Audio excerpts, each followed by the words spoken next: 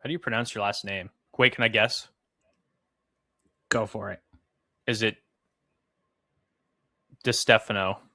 Yes. Okay. First try. Okay. I've heard First it try. before. Most people mess it up on their first try. So you got it. You're doing good. Okay, good. I was my brain wants to say DeStefano. Yeah. And Which is what a lot of people say. Really? Yes. Okay. DeStefano. Yep. What is that? What was there Italian. an origin? It's Italian. Okay. Oh yeah, you're in Yeah, New York, eh? You're from New York. Yeah. Awesome. All right. Hello, Joe DeStefano. Fuck.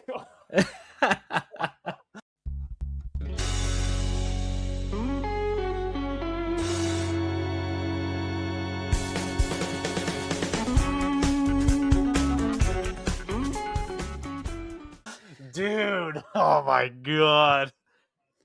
Hello, Joe DeStefano. How are you today, sir? I'm good, man. How are you? I'm very good. I'm going to leave that whole part in where I actually said it right. That way everybody knows that I got it first try. I think it's funnier. I think that's good.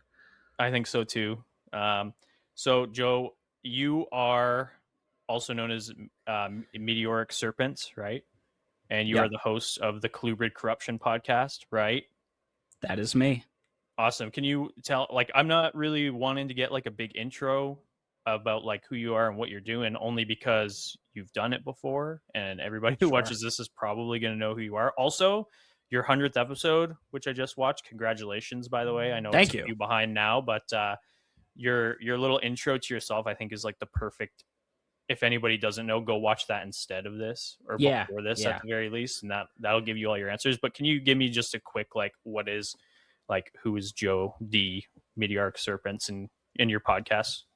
Yeah, so just a little background about me. I got into reptiles, I guess, technically when I was 10 years old with my first Texas rat snake, which I always say are my kind of pride and joy in the collection and are the bulk of what I work with. I have more Texas rats than any other species. It took a while for me to like become a real hobbyist and breeder. I'd say it wasn't until about 2021 where I really started building my collection a lot more, where I had the ability to and kind of like take things to the next level, so to speak, from just like being a pet keeper.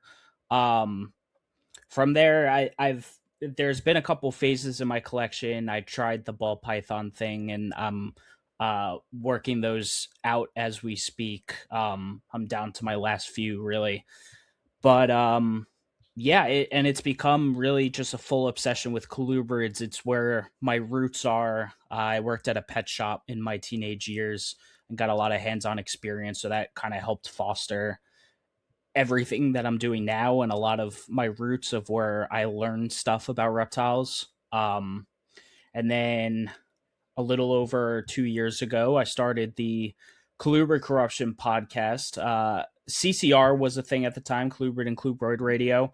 But I saw, kind of like this gap in the live reptile podcast space, which we were talking about before we hit record. And I was like, no one's doing this about colubrids. And I thought I could kind of be that voice. I'm young. I could use technology. I can do this. I think if I started this thing, I think people would come on board and join. And CCR was the only podcast like really that I was aware of at the time that was talking about colubrids, and they were doing every 2 weeks. I wanted to do every week and be like just put more out there and get to talk to people. Really, that's a huge thing. I've made so many friends over the last couple of years. It's crazy just talking to all these people, and now I have all these connections, all these species that I'm learning about. It's freaking fantastic.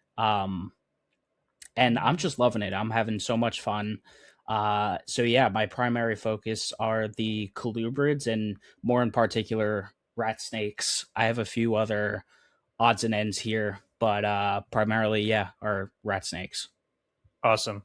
Yeah, the meeting people is easily like I was telling you before, like we haven't been doing this very long. Meeting people is fucking awesome. It is so much fun. I brought him up a couple times now, but like we had this one guy on a few months ago named Jared Cook, and he's like a mosasaur guy. Like he's our Okay. age. How old are you? Are you 25. okay? So you're the same age as us.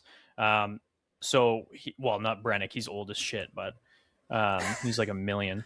But yeah, you're the same age as me, and we had this Jared Cook guy on who's like our age, and he's like digging up mosasaurs and shit. And him and I, we've Mm. been sending Instagram reels to each other for like 3 months now. That guy's like my boy crush, and I haven't told him yet.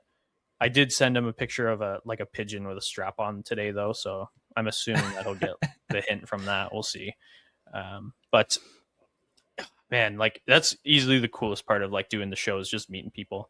Um, like man, you meet a lot of people, and it's funny too Yeah. because like I'm not really super like I got out of the hobby for a few years, and then I came back about a year ago, and I'm Okay. building my collection back up. But like coming back, I was never a big consumer of like reptile media, like YouTube. Sure. I consumed it when I was a kid, and then I kind of stopped. Not out of a lack of interest. I guess I was doing it all day anyway, right?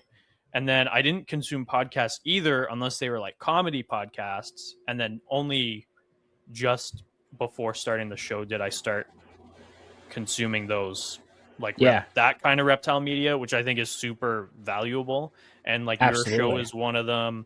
Thank you. CCR is one of them. And I mean, I'm a Colubrid guy, so like the Colubrid shows I focus on, but like I was listening to NPR. NPR scares me because they have so many fucking episodes though.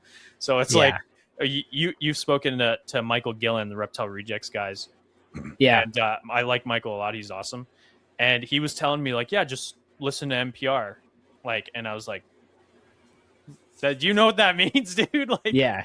I assume he didn't mean go to episode 1, but like, I mean, you've spoken to Michael. That guy is like a fucking like he's a little younger than us. That guy knows so much about herpetoculture, like as a whole, as a hobby, Yeah. way more than I ever will. Like he knows all about the history and who's who and this and that. I don't know about any of that shit. And he's like, he probably did mean go to episode 1 and blast through him because he has so much knowledge that it kind of seems like that's exactly what he did. But Yeah, like even about species I don't keep, like I absorb a lot of reptile podcasts and like I just enjoy listening because it's all about learning because even I could go back to my high school years when I was working at that pet shop. So I lived in New York City where pythons are illegal. So at the pet shop we only had colubrids when it came to snakes. And I used to watch a ton of Brian Barczyk, and like I used to always say, I don't care about those stupid ball pythons, like whatever. And then when I got into ball pythons in 2021, I realized I had a bunch of knowledge that like I didn't realize I had, but I did because I learned about it all from those snake bites videos, you know, 7 years prior. Like yeah. it's crazy. So yeah, consuming that kind of media I think is super helpful.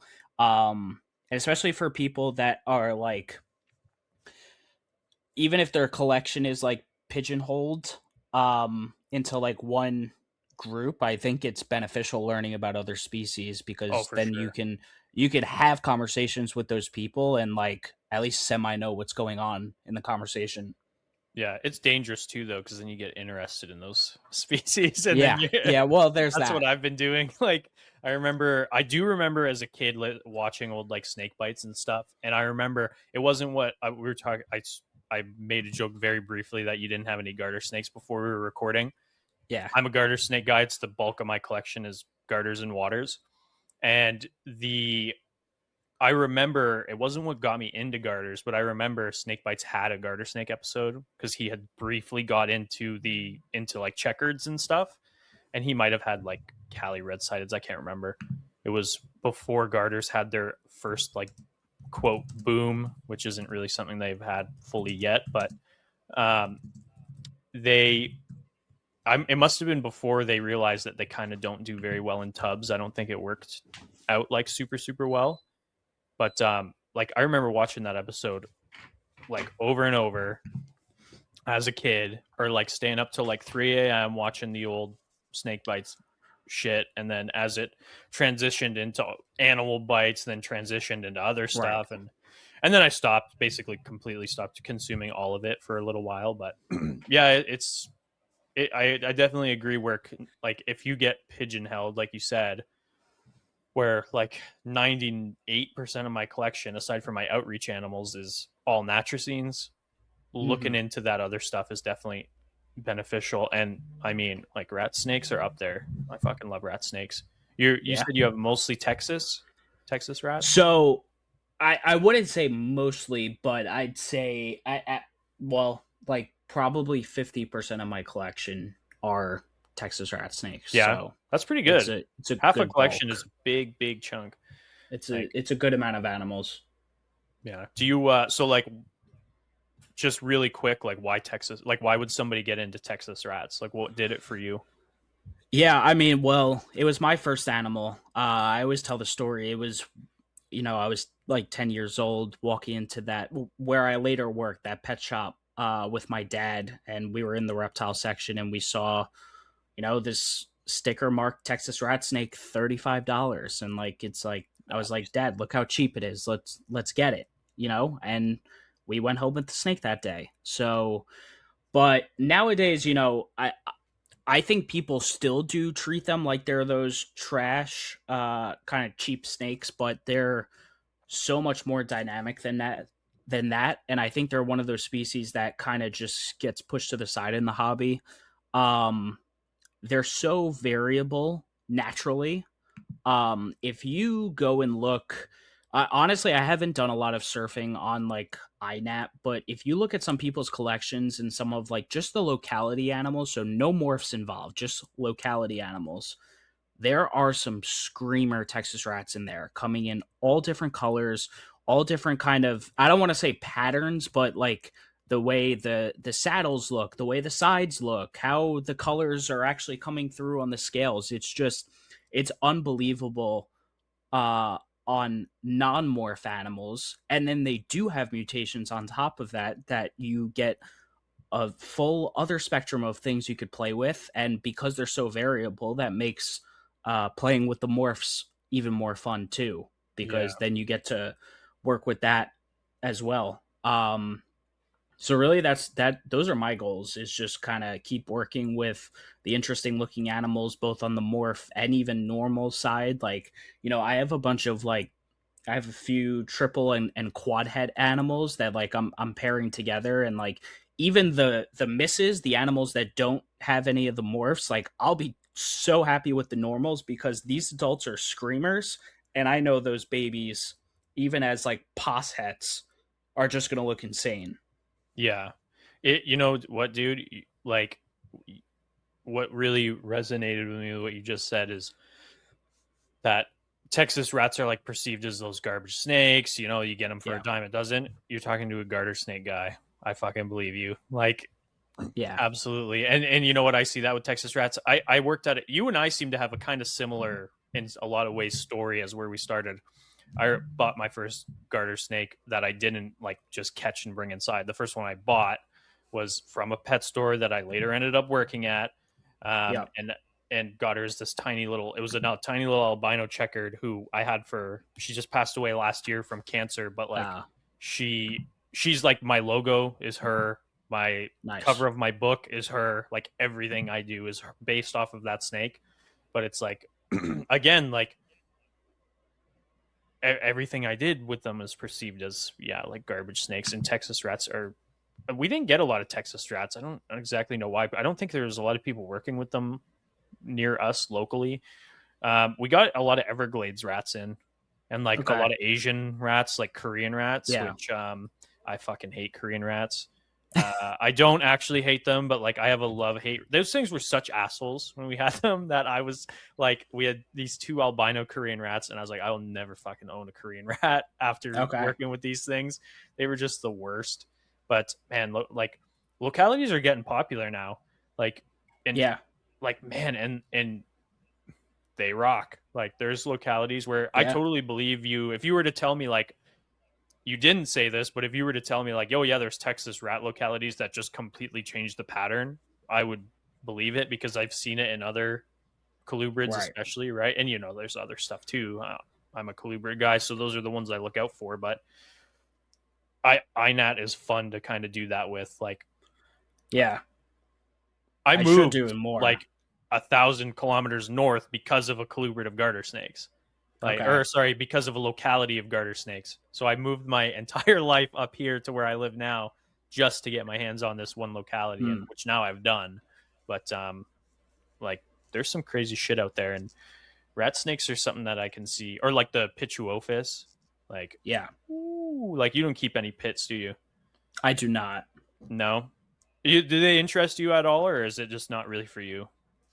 They're interesting. Look, I mean, I'm at the point in my collection where, like, and it's not a crazy amount of animals. It's just a matter of space, my living situation, financials, of course. I can't have everything, right? So Yeah. I kind of have to just be mindful of what I'm adding. Does it make sense in my room? Does it make sense towards my projects?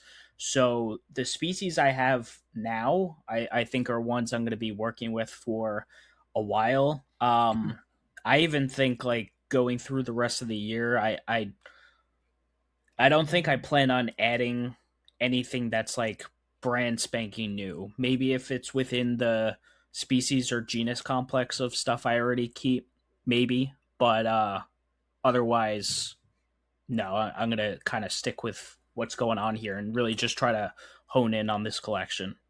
Yeah, and I don't think that's a I mean, I don't think most like facets of the hobby, like what an individual wants to focus on, is necessary, like good or bad. I think they're all have a spot. But one thing that I heard you say, and I actually did a little bit of listening to your show, and I listened to your Reptile Rejects episode and stuff like that. I love those guys. Yeah. Actually, I hate them. I hate those guys because I asked you to come on the show, and I try to be very careful about when I have a guest on the show, because Reptile Rejects is about 6 months older than us, and Yeah. Michael and I talk quite a bit now, which is a fairly new thing. He sent me a pine snake, and it makes me scared to go in my reptile room. It's so angry and mean. But like so they have and Michael like knows everybody, every fucking name that there ever has been in the hobby. So he'll get a guest, and then I'll catch wind of an individual, because I'm kind of like in my own little circle in a lot Right. of ways. I'm trying to expand, but like for the first 15 years of me being in the hobby, I was very in my circle. Like I had my Yeah. friends that did the same thing I did, and I didn't expand outside of that unless I had I'm interested in Hog Island boas. I watched some videos about Hog Island boas, and now I have a Hog Island boa. I never tried to breed her. I've had her for 10 years, blah, blah, blah. But like Reptile Rejects, I try to buffer when we each have a specific guest, because he's so good at picking guests. Yeah. And I was like listening to one of your I think I was listening to your like episode 100 the day that I messaged you and was like, hey, do you want to come on? And then you said yes, and we got a date in order. And then I was like, okay, I got to catch up on Reptile Rejects. And there you were. Well, like, you know what's funny? I thought it was interesting that you asked me on right after, but I think that episode got posted before you asked me. You may have just missed that it got posted. But we also recorded either a week or two in advance, so there's a chance that weird overlap happened. I don't know. Yeah, But either way, I either didn't see it and it had uploaded, because sometimes I'll not listen to anything for a couple weeks, and then I'll like throughout binge. a week of work, bam, bam, bam, bam, like listen to as much as I can, and then or I just saw it and forgot. But I was like, oh, for like fuck's sakes, like it's all good. I'm very happy to have you on. The one thing I say about podcasts and like different hosts and stuff, like you could have two completely different conversations with the same person. So like I assume this conversation is going to be quite a bit different than the one I had with those guys, which is totally cool because that's what this is about. Yeah, I made if you're talking to me, probably I think I made Stephen Cush uncomfortable when he came on. I think he thought I was a weirdo, because for the first bit I tried to just pretend that I thought he was like just a ball python breeder or something, and I don't think he realized that I was like doing a bit. But you know what? I think a lot of that has to do with like reptile podcasts are like kind of super serious about 80% of the time, and I'm Yeah. trying to like not be as much. Like we'll talk about, you know, localities and whatever and be serious, but like, and then maybe I'll just pretend I have no idea who you are for an hour, and I'm the only one who thinks that's funny, but that's okay. It's my show. So Yeah. My personal take on that, because I hear what you're saying there, just because of how niche the topics we're talking about oh are. yeah. um I find an apparent need to like stay on reptiles and like just not try to not talk about other stuff. And granted, we could talk Yeah. about life, we could talk about whatever, but staying on the topic of reptiles is important for Yeah, for sure. Except the viewers. I totally did like a pike episode a few months ago. I was like, fuck you guys. I'm doing a fish episode, and it was All a right, badass episode. It was cool. nice. But like no, he warmed up to it. I think he realized, oh, okay, this guy's not crazy. He was doing a bit. And then like Cush's episode was awesome. Like we had a really good talk. Yeah. And somebody tried to sell me a scrub python right after that episode, and I said, thank you, but no thank you. I don't have the room. But yeah, it's definitely a cool side of the hobby, or herpetoculture in general. And you know what, man? I think I already said it, but it's valuable, and I think it's undervalued. And it's definitely like there's more and more of them popping up, but like the ones that last are definitely like you watch them and you're like, okay, I can see why you've gone 100 episodes, 2 years or whatever you said, right? I can see why CCR or NPR, right? And all those guys have gone so long, and it's like you listen to what they put out. I don't care what the topic is. It's always so interesting, and there's always something to learn from it. I mean, if you asked me 2 years ago if I would have made it to, I just had episode 106, and I have another one in the chamber recorded. Like, if you asked me 2 years ago if I would have got here, I would have told you, I don't know. It depends. But no, people seem to appreciate the content, kind of appreciate the guests that are coming to the table. So um, I'm pretty thankful. I guess kind of pat myself on the back because Hey, I that's guess I'm okay. doing a good job. I don't know. Hey, I searched something today on Spotify that had nothing to do with your show, and your show came up. So Really? yeah, so I think you're doing okay. That means the That's cool. algorithm likes you, right? That means something in today's world. You said that you're young and like you can use technology. I'm young, but I can't use technology very well. But I assume that's what an algorithm is. I'm not really sure, but Yeah. I think that's No. what What? it means. It might have depended the words you searched. If you have like my podcast saved, maybe there was like a buzzword I in think the I title, do. because I try to make the titles a little buzzwordy to just try to help that algorithm. Yeah. Um, but yeah, I don't know.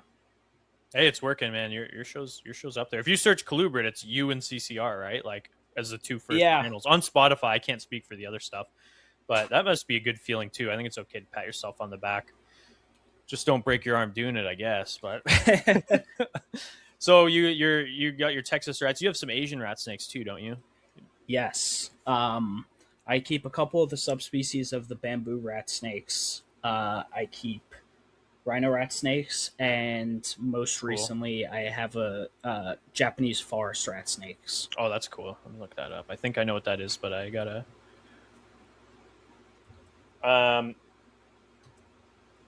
What was I gonna say? You mentioned in oh, those things are cool. That was not what I thought it was. Yeah, You don't work with mandarins, do you?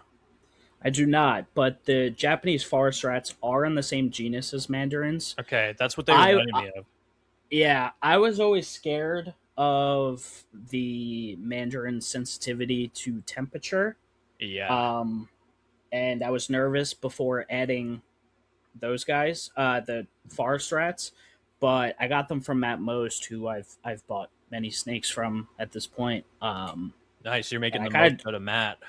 yeah, I kind of checked with him. I was like, look, I'm interested in these. Like, I just want to know if you think I could keep them properly. Like he Yeah. knows my collection. He knows my setup pretty well. Um, he was like, yeah, pretty simple. They're a little more secretive than some of the other species I keep, and not as definitely not as bold.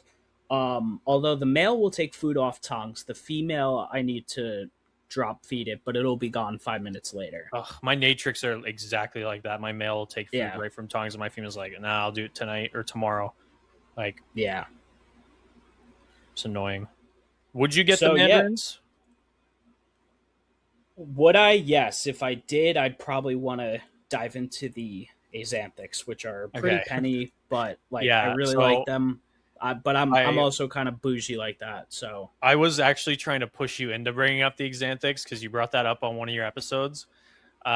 We got an Xanthic at our reptile store, and we had some normals. I think, yeah, we did. We had a normal and an Xanthic, okay, and this is in Canada. So like, I don't know where the fuck this thing sure. came from, but we got this Xanthic because my friend at the time, Robert, was really interested in the Xanthics, and I remember us getting them, and he decided he wasn't interested in the Xanthics. He wanted the normals instead, just because of the color. Okay, to each their own, whatever.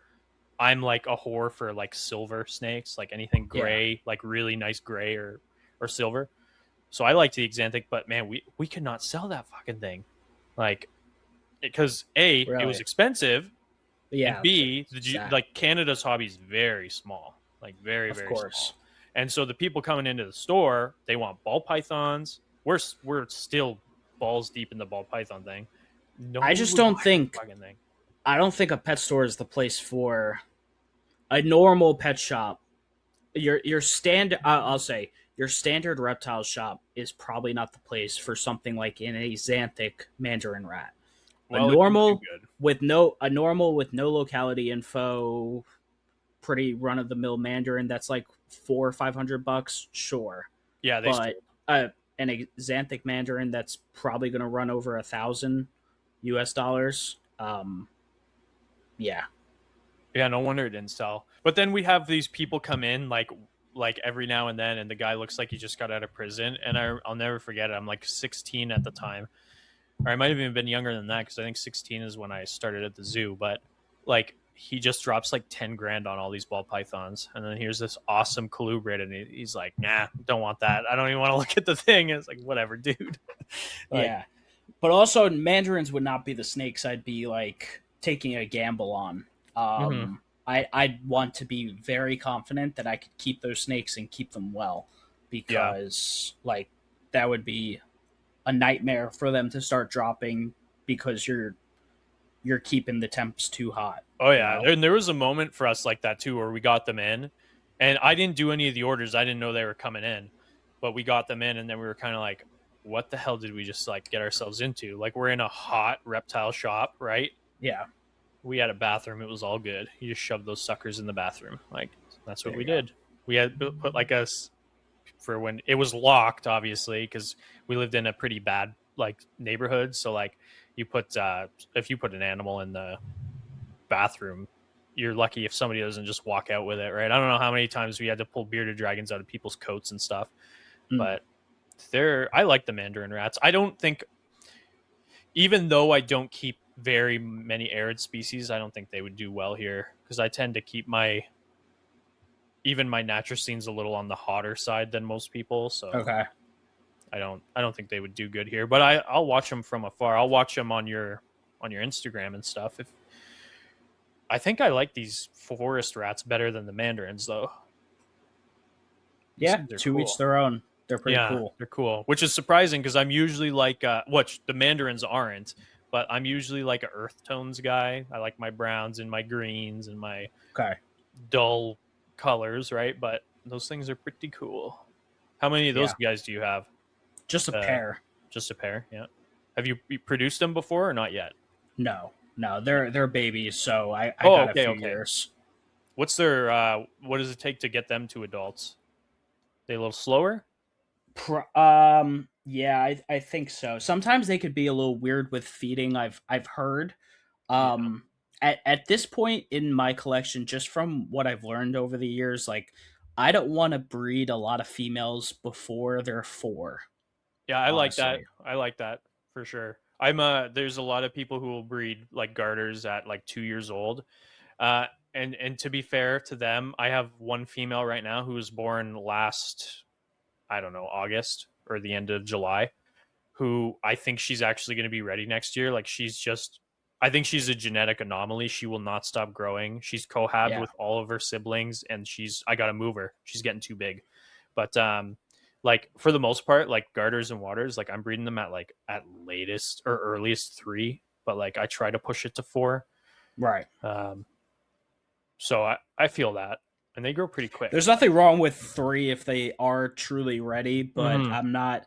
I don't like how people will push the youngest animals to get up to size and then just try to push them for a clutch. I just don't think it's worth it in the end, because from there you're most likely um, cutting lifespan, cutting breeding quality for the future. Yeah, You could breed at 3, get yourself. I'm just gonna throw a number and just say like 5 good fertile eggs, cool, and then she'll lay 6 the next year. Maybe you'll get 7, maybe 8, and maybe she tops off at 8. Whereas if you waited that extra year, instead of 5, you're producing 10, and then it goes from 10 to 12, and then it stays consistent at 12. And in the long run, you're producing more. All you had to do was yeah. wait one extra year. I think I think it'll definitely help with fertility, lifespan, all that stuff for sure. And I mean, not to mention, like, I don't know about rat snakes, but like every time I see a 2-year-old garter snake that's gravid, you can tell she's fat. Like her neck blends right into her head. Like they're Okay. always fat. So like they're, in my opinion, a pretty, maybe it's because I've been looking at them so long that they're pretty easy to tell when they're fat, and they get fat. Like mostly because too, like when you're feeding a snake like that, rodents, which I feed rodents occasionally too. I just don't only feed rodents, but like they get fat quick, man. Like there's Yeah. something that's supposed to eat very lean prey. You're giving it like a rat or a mouse, not a rat, I hope, but like a mouse twice a week. And Right. whoo-wee, god damn, like get fat. They get. I don't know if I've never seen if any other snakes do this. Maybe like I think maybe I've seen it in like Crebos and stuff, but garter snakes get this weird fat pocket under the eye Oh, where interesting. they can also get it if it's just a big female, but like if you really quickly grow up a female, you'll see there's these big weird white pockets under the eye, and it's just like a fatty deposit. So if you ever see that, you be like, oh, okay, that thing might be fat. Or Interesting. if it looks like a Vienna sausage, that's also another pretty good Okay. tell. Yeah. Yeah. Oh man. So I've heard you say before that you're happy with where your collection is right now. You don't have any species on your kind of, so maybe let's ignore the mandarins because we kind of talked about those, but Sure. is there anything that 5 or like maybe even 10 years down the line you're like, you know what, eventually I want this specific species? It's hard to like just nail one. Like I just don't know what my life is gonna look like by then. Yeah. Um, where I'm gonna be at. Like it to me, there's between like I enjoy what I keep. I enjoy the species I'm keeping right now. There's also a little bit of like strategy to it in terms of what I'm Good. breeding, how I Yeah. know I can like market the animals and sell them, of course.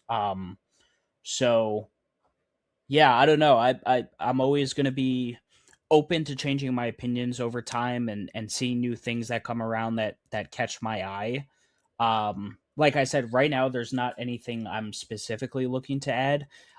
What I have said, like what I want a goal of mine to be, is to like like the Japanese forest rats. I do want to keep working with species that rat snakes in particular that like I'm just not seeing a lot in the hobby. If I can help be that guy to help preserve them in the hobby, I'd like to be a part of that. Um, but yeah, I will say one species for sure. Alafe zifidanta.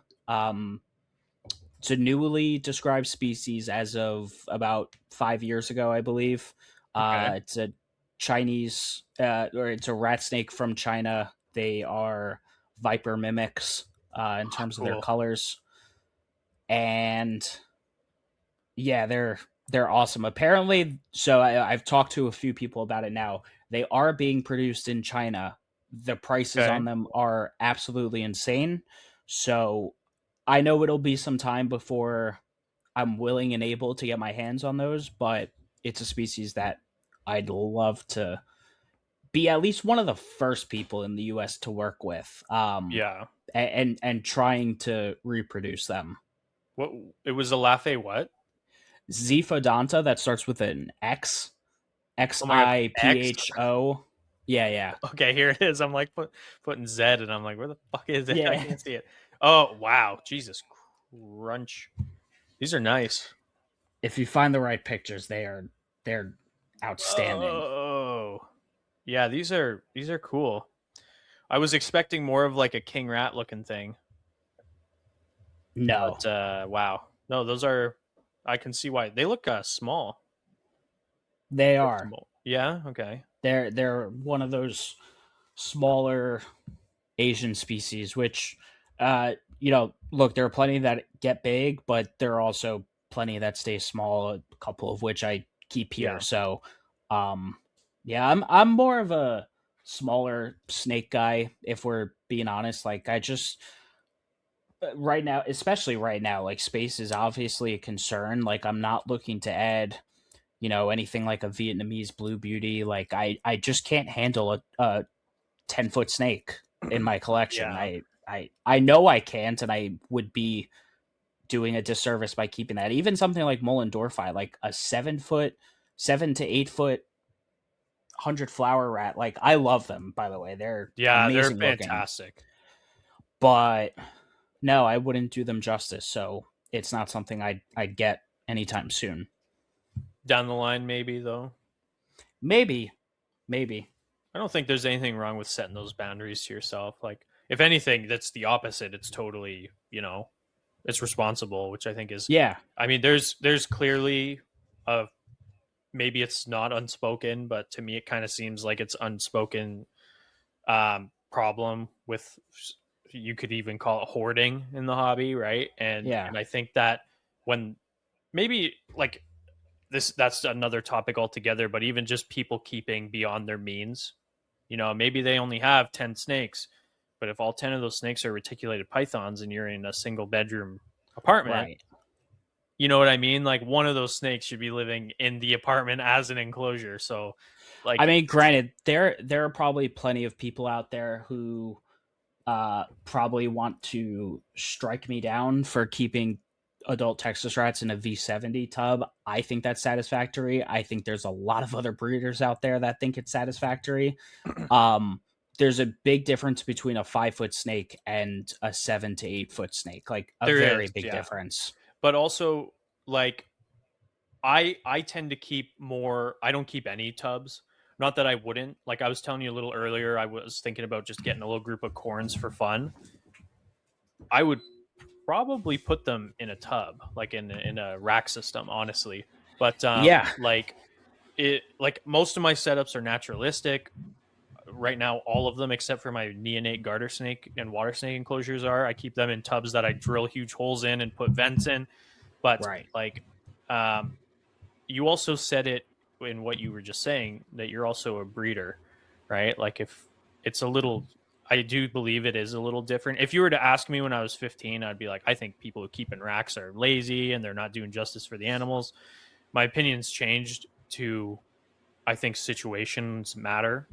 Yeah, And especially if, in my opinion, if you're a breeder, I kind of get it. You know what I mean? Like, yeah, especially if you're, you know, like at the end of the day, if you're saying to yourself, I mean, if you have 3 ball pythons, maybe you get some enclosures, but like if you're a breeder, I think I understand it. I get it. And the more I'm considered pushing a little more into breeding stuff that's not just garters, because garters just don't do well in tubs unless you like really modify the shit out of them.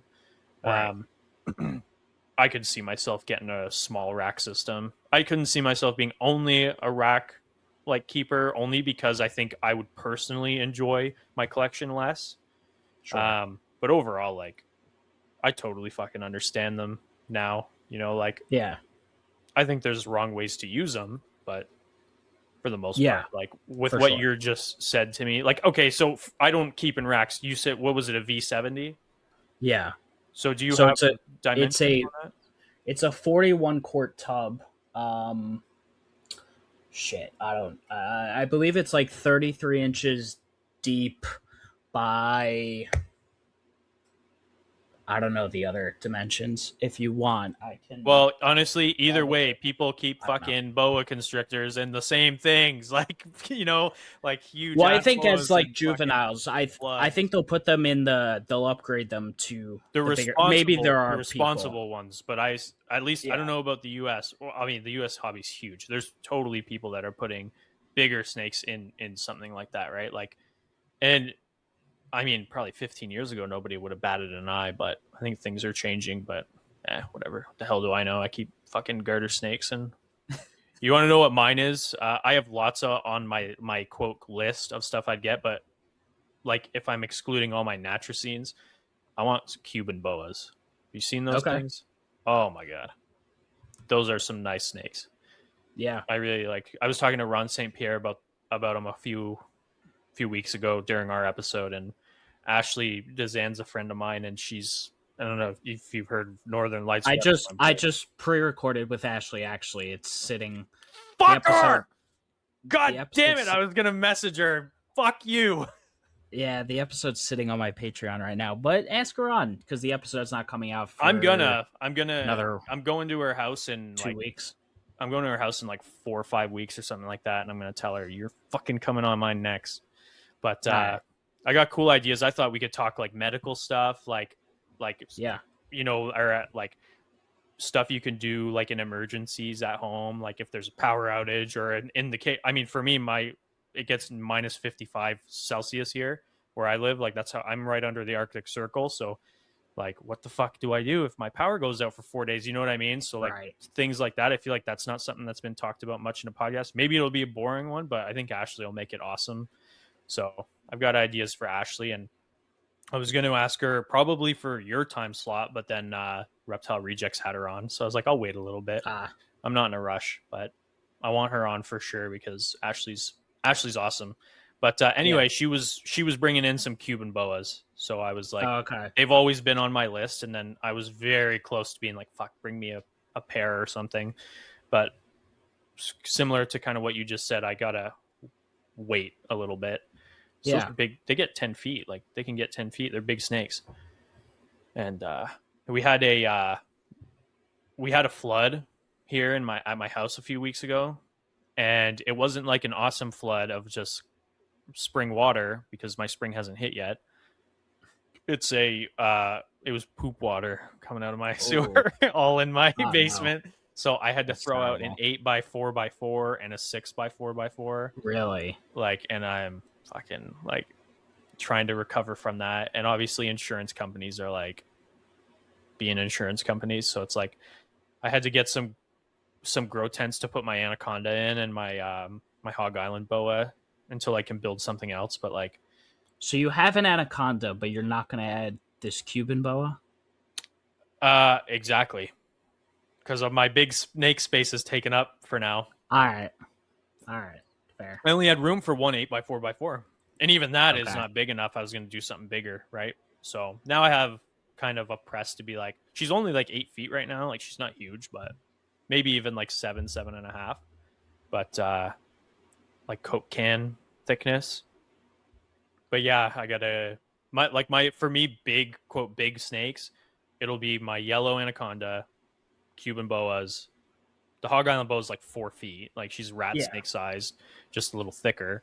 And that's honest. Oh, and Ashley's sending me a Crebo. So Okay. Ashley's gonna send me one of her Crebos. So, but that's it. Nice. I'm done. No more big snakes, unless they're like really skinny. like the Japanese rat snakes. Those are pretty cool. I like those guys. The blue, Japanese rats don't get that big. don't they get like 6 feet? Yeah. Sometimes, rarely, maybe. Mainland ones with really good genetics, probably. Yeah, And if you feed them like a hell of a lot, and then the Kunashir Islands stay small. Okay. Ooh. Okay. So I used to be a size queen. That's what my co-host says. But these days, like smaller is good. I like smaller. yeah. But I wouldn't mind that. Yeah, the Japanese rats are cool. Okay, I lied. There's one other big snake I'd get, the Japanese king rats. I just think they're Okay. one of the most impressive looking snakes just in their face. I think they're Yeah. incredible looking animals. I would love to get a Japanese rat, and they're available here, so Okay. it's Nice. tempting. But again, I don't even know how big those things get. They look like they get like 8 or 9 feet. Like, I'm not exactly sure on the Japanese ones. I know the Dequinensis, Chinese rats, yeah, okay. king rats. Those stay small. Those only Really? get like 5 feet. Oh, Yeah, there's so like the small. pictures I've seen. To be fair, though, the pictures I've seen of Japanese king rats, they look like they've been fed like piglets, like, and that Yeah. they shouldn't be eating piglets, but they're so Well, big, they look kind of bad. most of them just look like that as is. They're Yeah, there's very large, thick snakes. fuck, they're cool, man. I really like those.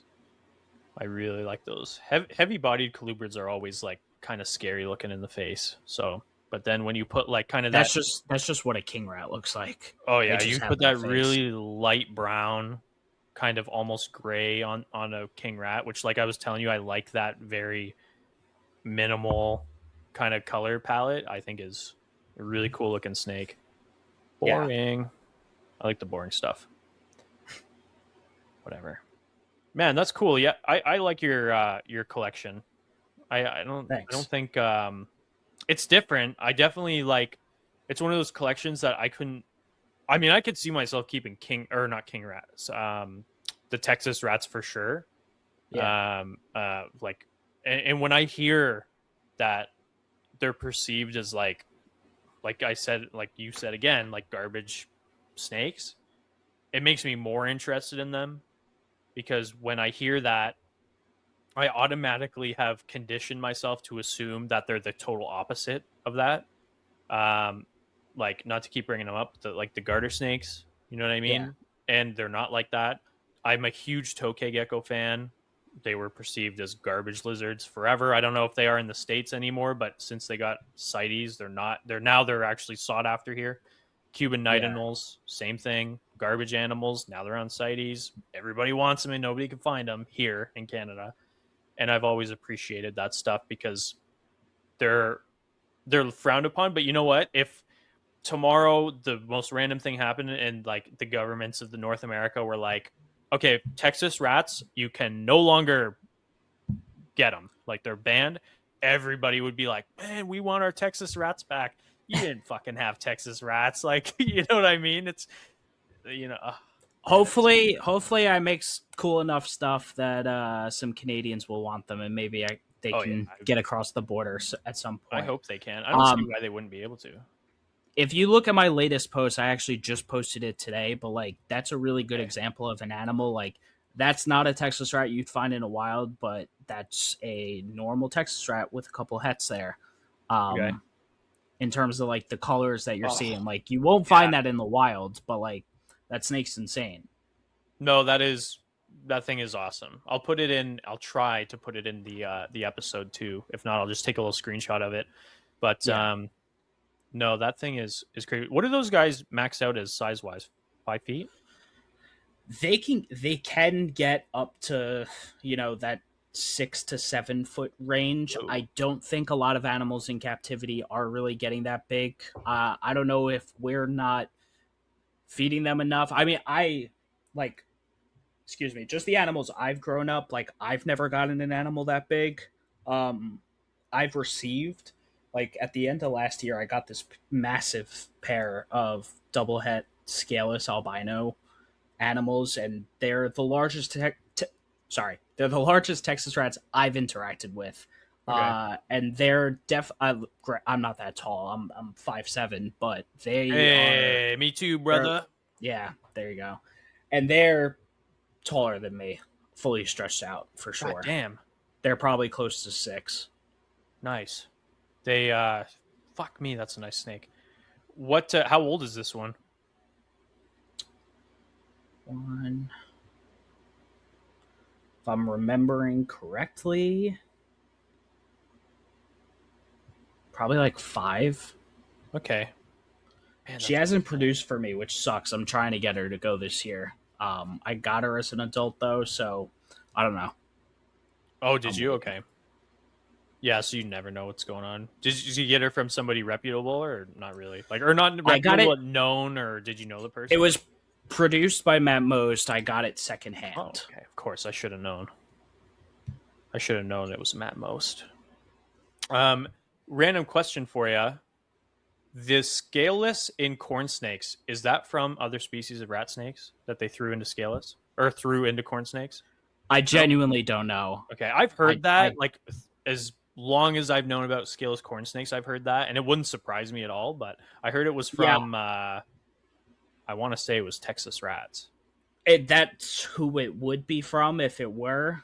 Hmm. I have no information or facts to confirm or deny that, so I don't play that game. I genuinely just don't know. If I had to Yeah, guess, I'd guess that they came from Texas rats. Although corn snakes have so many morphs that it is that entirely is true. possible that it came from its own. I don't know the origins of scaleless corns though. I'll have to look it up after the fact because it's just something that like I hear every few years, like once a year or something. I hear like or somebody in like will post a Facebook like picture of a scaleless corn, and then someone will comment like it's a hybrid or whatever, right? I'm looking at your all white scaleless. I'm assuming Texas rat. Oh yeah, scaleless leucistic Texas rat. Yeah. Um, it looks like if you were to put a sheet over a Texas rat snake, it looks like a Texas rat snake pretending to be a ghost, and I think Yeah. it's awesome. You know, there's scaleless garter snakes now, so our worlds ain't so Really. different. There's one guy working with them, and I was actually gonna message him today and be like, "Hey, I've got like a brand new locality. You want to do some trades? Because I want some scaleless garter snakes." I wasn't. Do they have belly scales? They do. Yes, they're like they Okay. seem good. Like they seem good. Because I used to be pretty like when I was a kid, I was on the bandwagon of like I don't like scaleless snakes. I don't like scaleless snakes. And there's a lot of scaleless snakes I do not like. I think Yeah. as long as they're like the Texas rats or the corns where they're healthy, whatever, I don't care. I think they do great. So the garters seem to be like that. They've got their belly scales. They bask and thermoregulate, shed properly. They look fucking cool though. I don't understand the vehement rage against them. Like people go crazy. So, there are They some people, do. and I've They seen do it, go that, like crazy. are just like those are abominations. This and that, blah blah blah. What I will say, it like the gene in the Texas rats, from what I know, like it happened naturally, the So did the same way garter that snake one. any other general mutation like will happen. Um, so like you could say all of that, but then you could also be like, hey, like an albino wouldn't survive in the wild either. That's why, and sometimes they do. Don't get me wrong, but Yeah. like generally, like this is why albinos don't survive. They're genetic mutations, but we have them in captivity. It's a completely different scenario. And then there are people that are like, do you have to do any special care? I'm like, I keep them all the exact same way. And I mean that sincerely. My I do scaled think and that's scaleless a good animals are kept exactly the same. Yeah, I do think that's a good question to ask. And then once it's answered like that, I think okay, I don't see a problem. And then there's clearly animals that do have big fucking issues with that gene, whether it's the same gene or a different one, whatever. You like Yeah, classically the ball pythons, the silky bearded dragons. I don't know if you ever saw yeah, that scaleless Burmese python. That thing looked I like you put believe it so. in a fucking microwave for like a minute Yeah, and it a looked half. pretty. I think there was a rattlesnake that looked like shit. The false water cobras I think look like shit. Like I don't know. I don't know about too much about the falsies, but like you can tell when you can kind of look at an animal and tell if it's not doing well Right. with the gene. You know what I mean? Like when you see the Texas rats and the corns, they're to me it's pretty clear if you know how to identify an animal that's healthy that okay, your leucistic Texas rat that I was just talking about, you'd be able to tell if that thing was having issues just by fucking Well, and looking at it. she's laid eggs. Like she's Yeah, bred. She's laid eggs. Like totally fine. Her offspring have all done fine. So yeah. there's not much like you can say She to speak has that. no open wounds on her. I see No. no stuck shed. I assume I can see belly scales at the top. What I will say is I do, not that it's like an issue I have to deal with, but I will see sometimes these scaleless animals like to rub their noses, as do Oh, that's plenty of interesting. snakes. Like, I don't know why they do it, Hmm, but more than like my scaled animals will. But sometimes really? like that scaleless leucistic girl will like bruise up her nose from like just rubbing, and I'm like, I don't know what more to do for you. Like I'm Yeah, that's interesting. like I wonder why. she's not overly hot. She's not, you know, I don't know. You ever scratch your nose? Scratch your itch for her? Try that. That'd Yeah. work.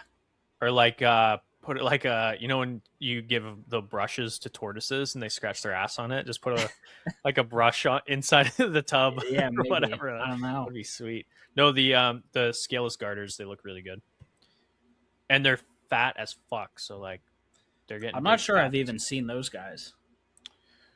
The scaleless garters, most people Yeah. haven't. The guy's pretty, he's like an old timer. Um not an old timer, but he's an old guy. So like he's not very social media present. Gotcha. But like they're pretty nice. Let me see if I can find them here. I want them for sure. Like if you were like when was first getting really into breeding the garters, I would have been like, no, I don't want those. But like these days, I've dropped Yeah. that. I've started to do my own research and like figure out if I think how the ethics are, and I think they're cool. I don't care anymore. It's funny too because I was talking to my buddy Anthony a few weeks ago. I sent him a video of him. Here we go. Here he is, and he was kind of in the same boat. And then he was like, "You know what, dude? They're cool." Like I'm done pretending that they're not cool because Yeah. they are badass.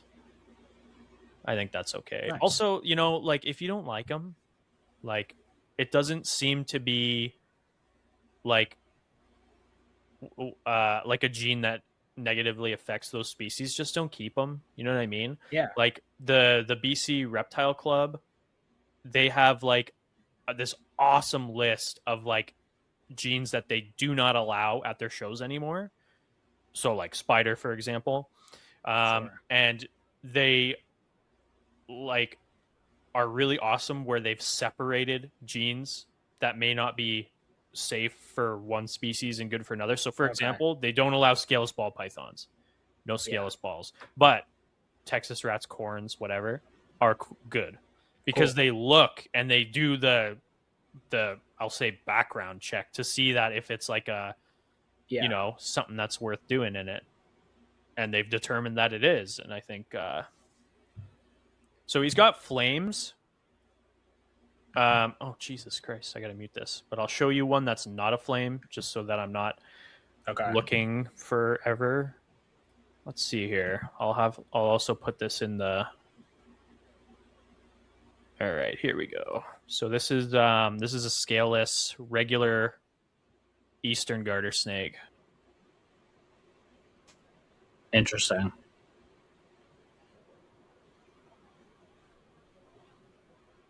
I think they're pretty cool. Yeah. And he's got that's another normal. He just had a litter today of more babies. Okay. This is a mix of scaleless, this is a mix of scaled. And then this is his litter today. Whatever. Yeah, that's all scaleless. And it's all a mix of stuff. Okay, now I got to figure out how I stop. Here we go. Yeah. Anyway, I think they're really cool. Yeah. No, that's interesting. Yeah, I'd like to get maybe next year. I'll try and get him to send me some for some of my flames or something like that because I'd love to work with them and just. I've never kept scaleless anything. I've thought about having like scaleless corns and stuff, and I would like I want to see what a Miami corn looks like if it's scaleless, but I don't even think I have touched one. I have touched like a neonate, but I've never interacted with like an adult scaleless snake. Yeah, So I'd be curious to gotcha. know. I think in my brain I know what they feel like. You know what I mean? Just by looking at them. Yeah, I'd like to have that like confirmed because they're cool. My fiance doesn't like them though. She looks at him, she's like, "What the all fuck is right. that thing?" Whatever. So your show is weekly, right? Yes, for the most part, there's the occasional week I skip for whatever reason, but Yeah, yes. life stuff. Yeah, and I wonder, do you think that you kind of doing them live is why you can have a schedule like that? Because when I think about doing Michael keeps bugging me to go weekly, and I'm like, I don't think I fucking could, dude. Because by the time I'm done editing this one, it's been like 2 weeks because I suck at it. You know what I mean? Okay.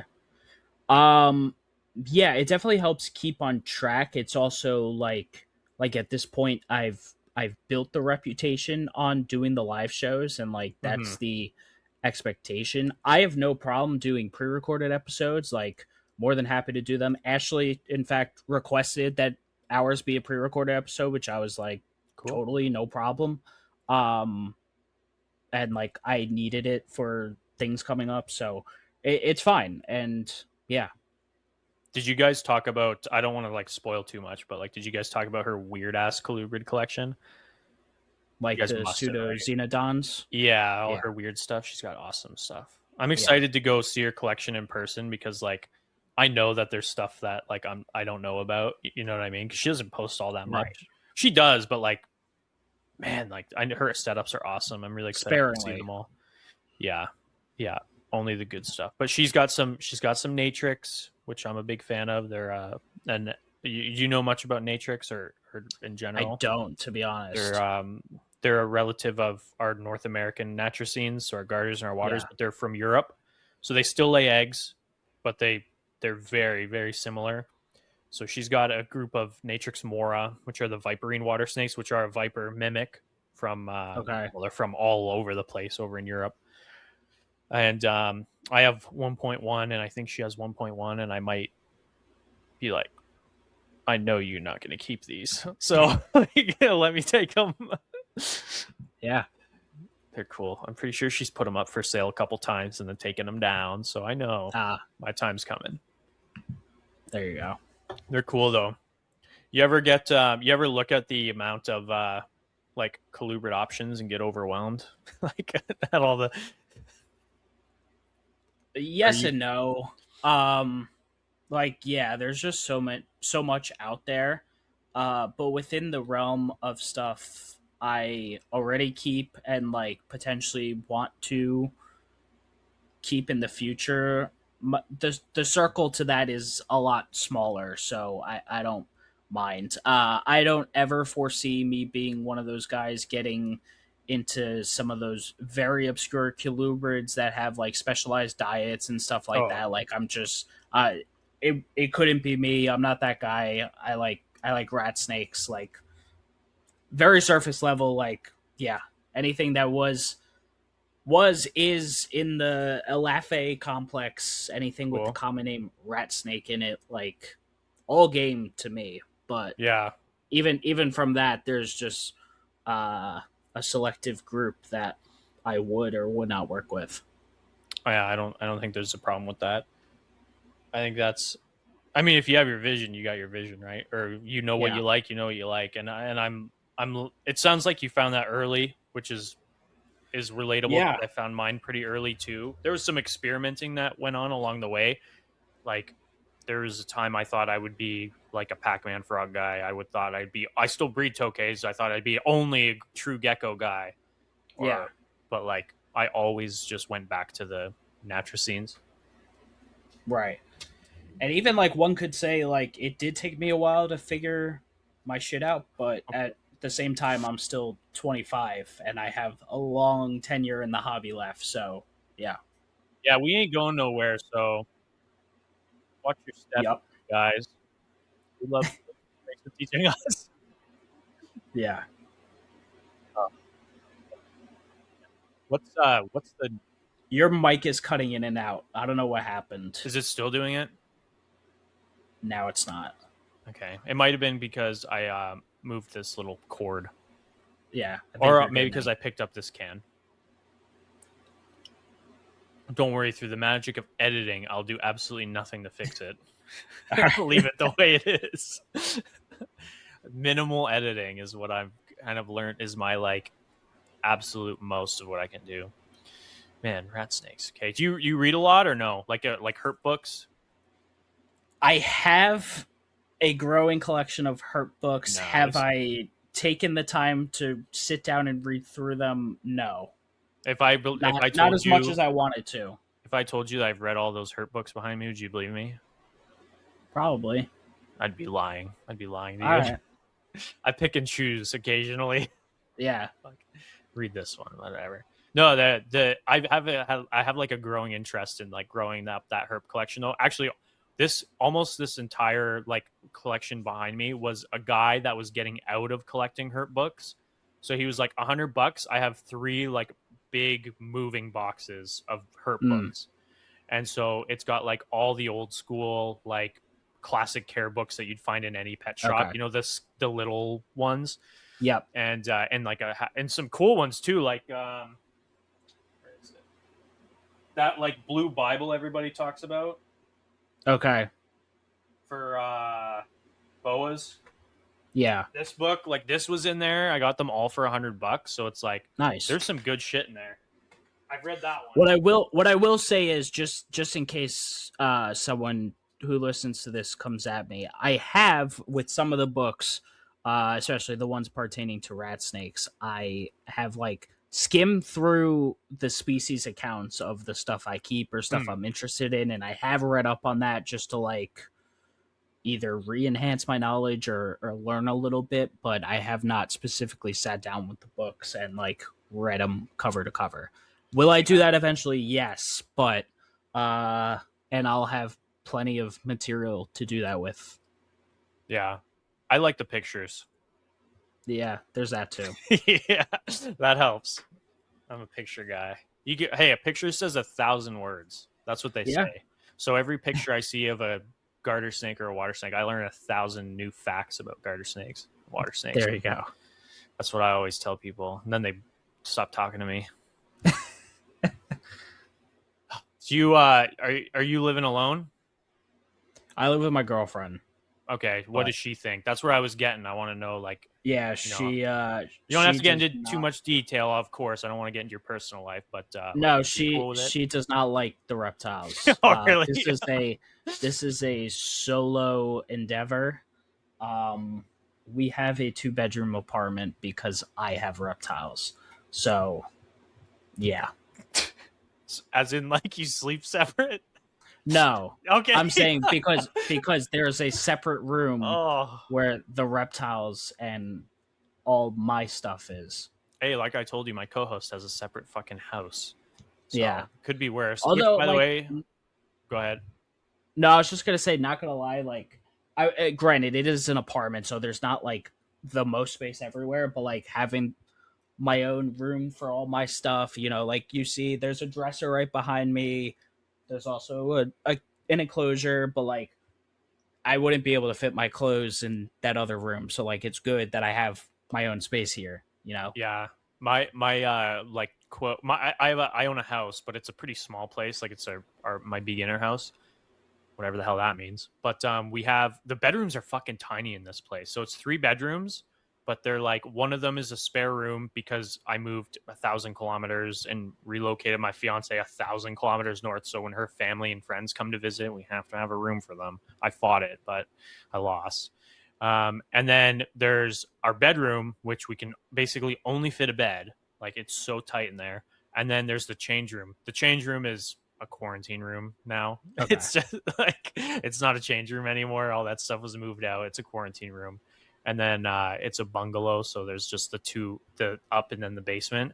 And then the Got it. entire basement is the animals. So like it's separated Nice. into two. So right now I'm in my naturcine room and I guess my office now.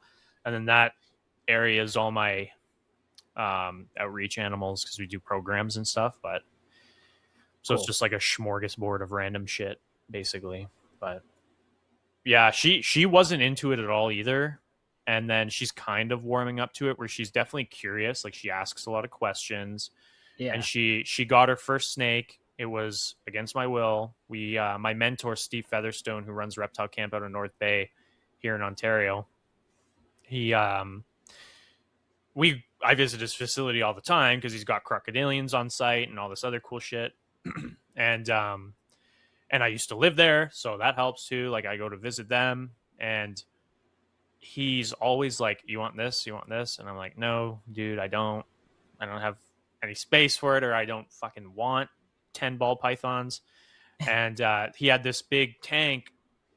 Let's just say, I don't know, it was like an old Komodo. You remember that company, Komodo? I don't even know if they still build enclosures. I don't. They were like, I don't know.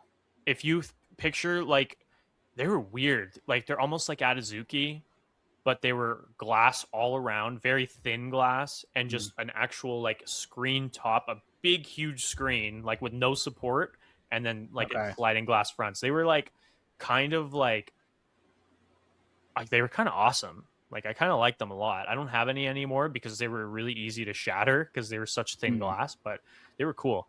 Anyway, he had this big Komodo brand enclosure, and it was just full of like 30 ball pythons that somebody had dropped off because they probably got into them and couldn't sell them or something. And in there was a black-eyed Lucy, and Kayla was like, wanted it. And I was like, oh my god, okay, whatever. So we took it home, and it's been a nice educational animal, so I'm happy with it. But I was like, what about the corn snakes over there? Like, or like what about this? Or like, but no, she wanted that white ball python with black eyes. So, but I got it for free. So there you go. I don't know if they're worth anything these days, but they probably are worth something, right? Yeah. Whatever. You still breed some balls, right? But you said you're getting out of it. Not anymore. Okay, you don't breed them. Was my last year. How does that feel? Being like the last ones I have are the ones I'm trying to sell them. Yeah. So you how many years roughly were you breeding balls? Actually breeding them 3. Yeah. Okay, 3 years breeding balls, which for guys our age is quite a bit, right? It's like and it wasn't like I had a few clutches. It wasn't anything crazy serious. I had shoot 5 clutches total, maybe. Okay, 5 or 6. That's more ball python clutches than I've had. I've had 0. Yeah. But how does that feel getting out of those? Are you gonna keep any as pets? Or are you getting rid of all of them? No. Nice. No, I made the executive decision to move all of them. It feels it hurts sometimes because like they are fun to a degree, and like I like them. Unfortunately, I don't know if you know this about me. So my family moved to Florida in 2021, which is how I was able to start building my collection up a whole lot. I moved back to New York I grew up in New York, moved to Florida, came back just over a year ago. The move back, it was much harder to keep a ball python collection here for many reasons. The temperatures, it was a lot easier to keep ball pythons down in Florida. I was doing ambient, and they were all doing great. There was that, my accessibility to live feeders, because like balls are just a pain in the ass.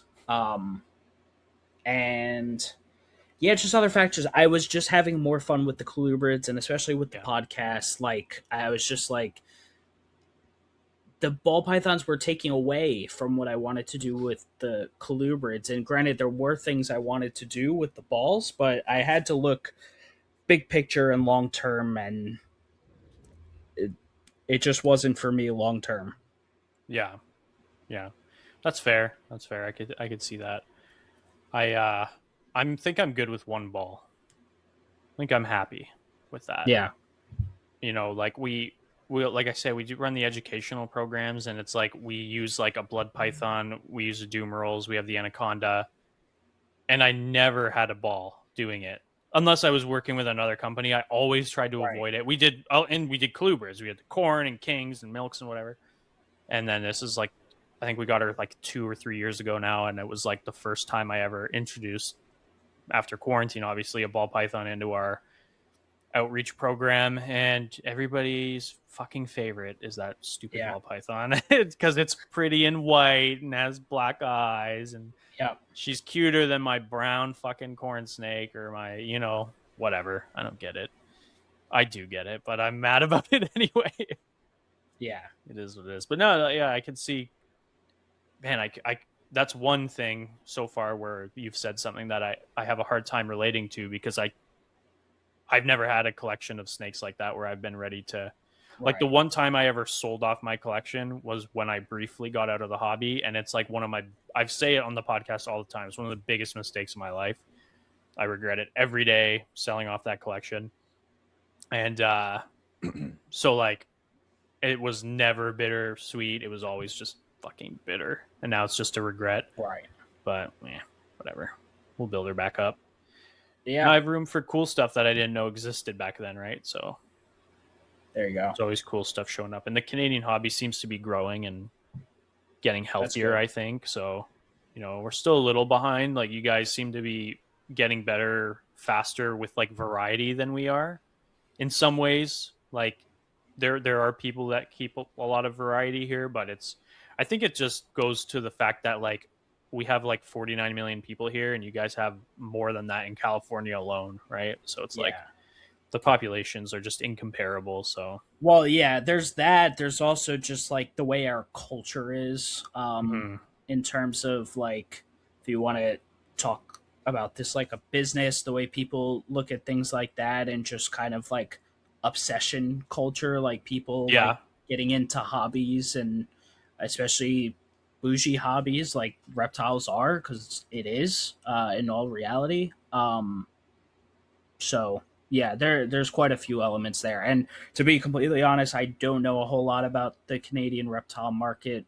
A little bit on the ball python side, because I'm just connected in those areas. But yeah, it's changing all the time. Honestly, I don't know too much about the hobby. I know we're behind everybody else. Like, I think everybody is behind Europe, and then we are behind you guys. So like, we're like the last ones in the like progressive race of getting out of the ball python craze, which will never go away. But you know what I mean, right? Like, it seems to be whatever. Anyway, speaking of ball pythons, I'll probably mention it in my stupid little pre-recorded things. Brennick's not here because he had a clutch of ball pythons.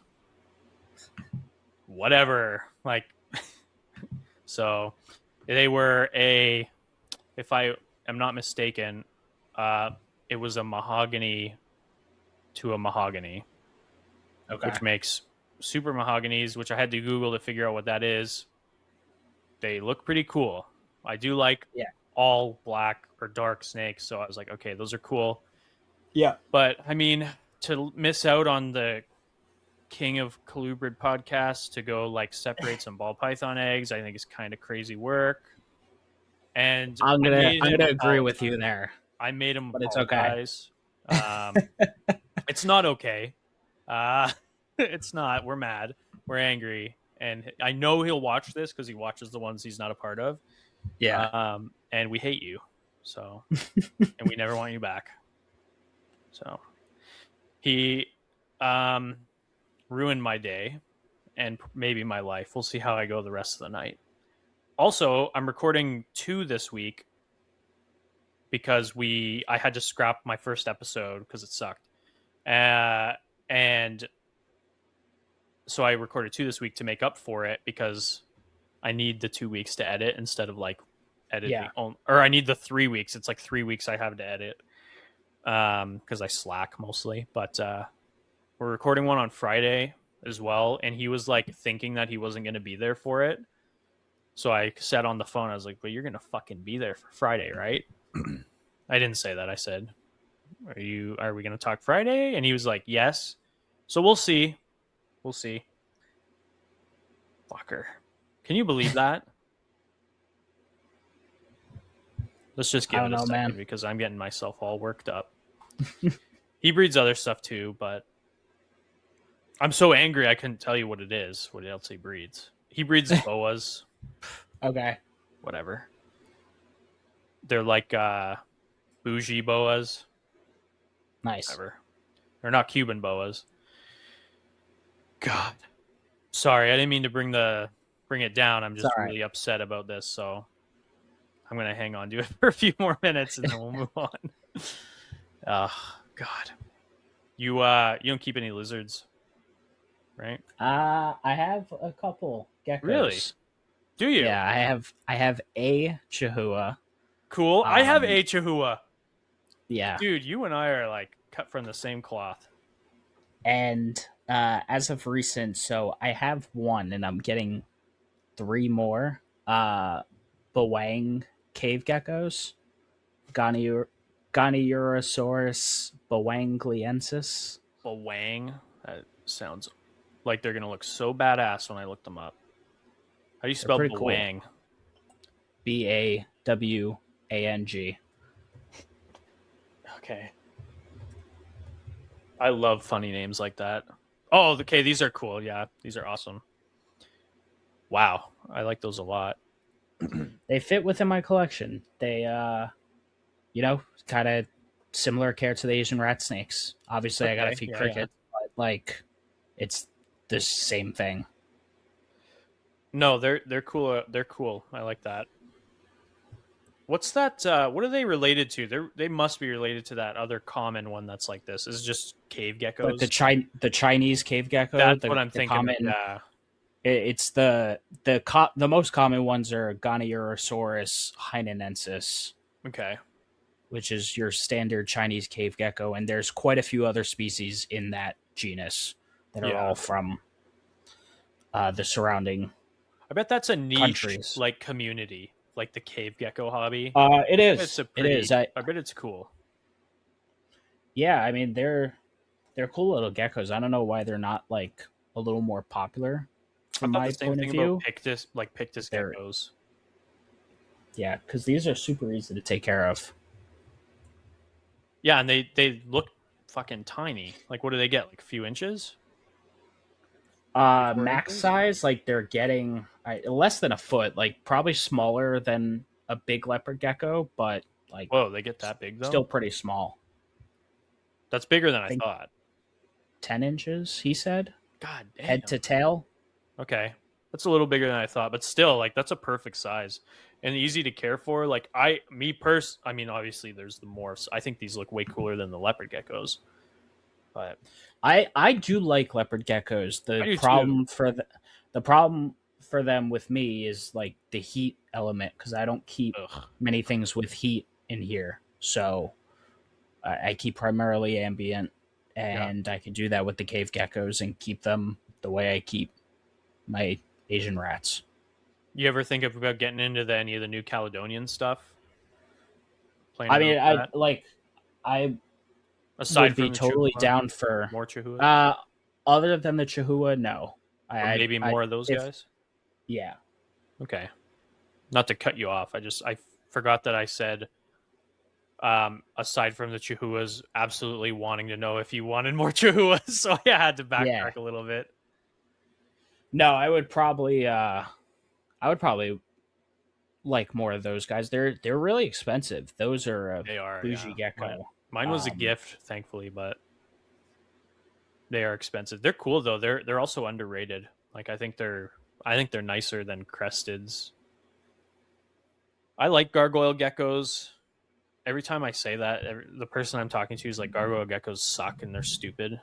So I don't see why, but I think gargoyle geckos are awesome. Yeah, I don't know. All right, so you might get mandarin rats. You are getting cave geckos, or you might. I forget. I have one. You I'm have getting one. Okay. three. I'm getting three more soon. Okay, you gonna cohab them? Um, at some point I will. Yeah. I'm getting the one I got is a female. I'm getting a confirmed male, and then I'm getting two unsexed animals. I might keep the unsexed animals together and see what happens. Okay. The pair I'll keep separate for now until they get older. Yeah. Yeah. All right. So let's talk a little bit more about your podcast there, because it rocks. And if you're listening and Yeah. haven't checked it out, go check out that show, Colubrid Corruption, right? Podcast. Is there a the in front of it or no? I don't think so. Technically, yeah, you could say whatever you want I though. I say both for mine too. It's like it is interchangeable. Colubrid Corruption Podcast. Um, Well, the only problem is if you leave off the T, the acronym becomes CCP, and that's definitely not correct. So I can abbreviate it. The only thing I could say is Collurid Corruption as my abbreviation. So awesome. that's what it is. Yeah, mine's also CCP. Yeah. So, and I never realized that. I was gonna have I haven't had Clint on yet from CCR, but I was gonna have him on and then do a bit to start. I'll probably still do it where I renamed the show to Creature Crossing Radio, and then I would just abbreviate it to CCR the whole episode. Oh And God. see if he said something about it, and then at the end just be like, I'm joking. And then we had Zach on, and I was gonna dress up as a lobster, but I didn't have time. Like it was kind of like Okay. her schedule was so busy that it was like, are we gonna do it? Are we not? And then it was like, okay, we can do it today. And I was like, well, I said like, well, I haven't ordered my lobster costume yet. And he said, what? And then I was like, never mind, let's just record it. That guy rocks. That's Yeah. that's like one of my favorite episodes we've done with that guy. But I want to talk about your podcast, not my stupid show. So, do you have? I'm going to put you on the spot. Are you ready? Favorite guest? Do you have a favorite guest? Favorite that I've had on. I've had really good conversations with a lot of people. I definitely say a couple people I've had on more than once. Chaz Ewing makes a really good guest. We also like me and him at this point, like we're very friendly. Like we'll Nice. chat, privately, like all the time. I think anytime we've had a conversation, like it's good stuff that people would want to hear. And Stephen Cush is awesome as well. Oh, he rocks. I love that guy. He's my age too, so it's cool to have another young guy. I've had him on twice. I've been on his show as well, so we've always kind of vibed with each other, Yeah. which is cool. In terms of like ones, I was really excited. Like I've always said, like I've looked up to Matt Most for a really long time as just like an inspiration to me in the hobby. Yeah. And like I knew I would get him on eventually. The first time I asked him, he couldn't. He is an extremely busy dude. But there was one time where I was like, "Hey Matt, any chance you're free, whatever weekend?" He was like, "Actually, yes, you asked at the perfect time," and I was like, "Perfect." And I Yeah. was able to have him on, and that was a great episode as well. Yeah.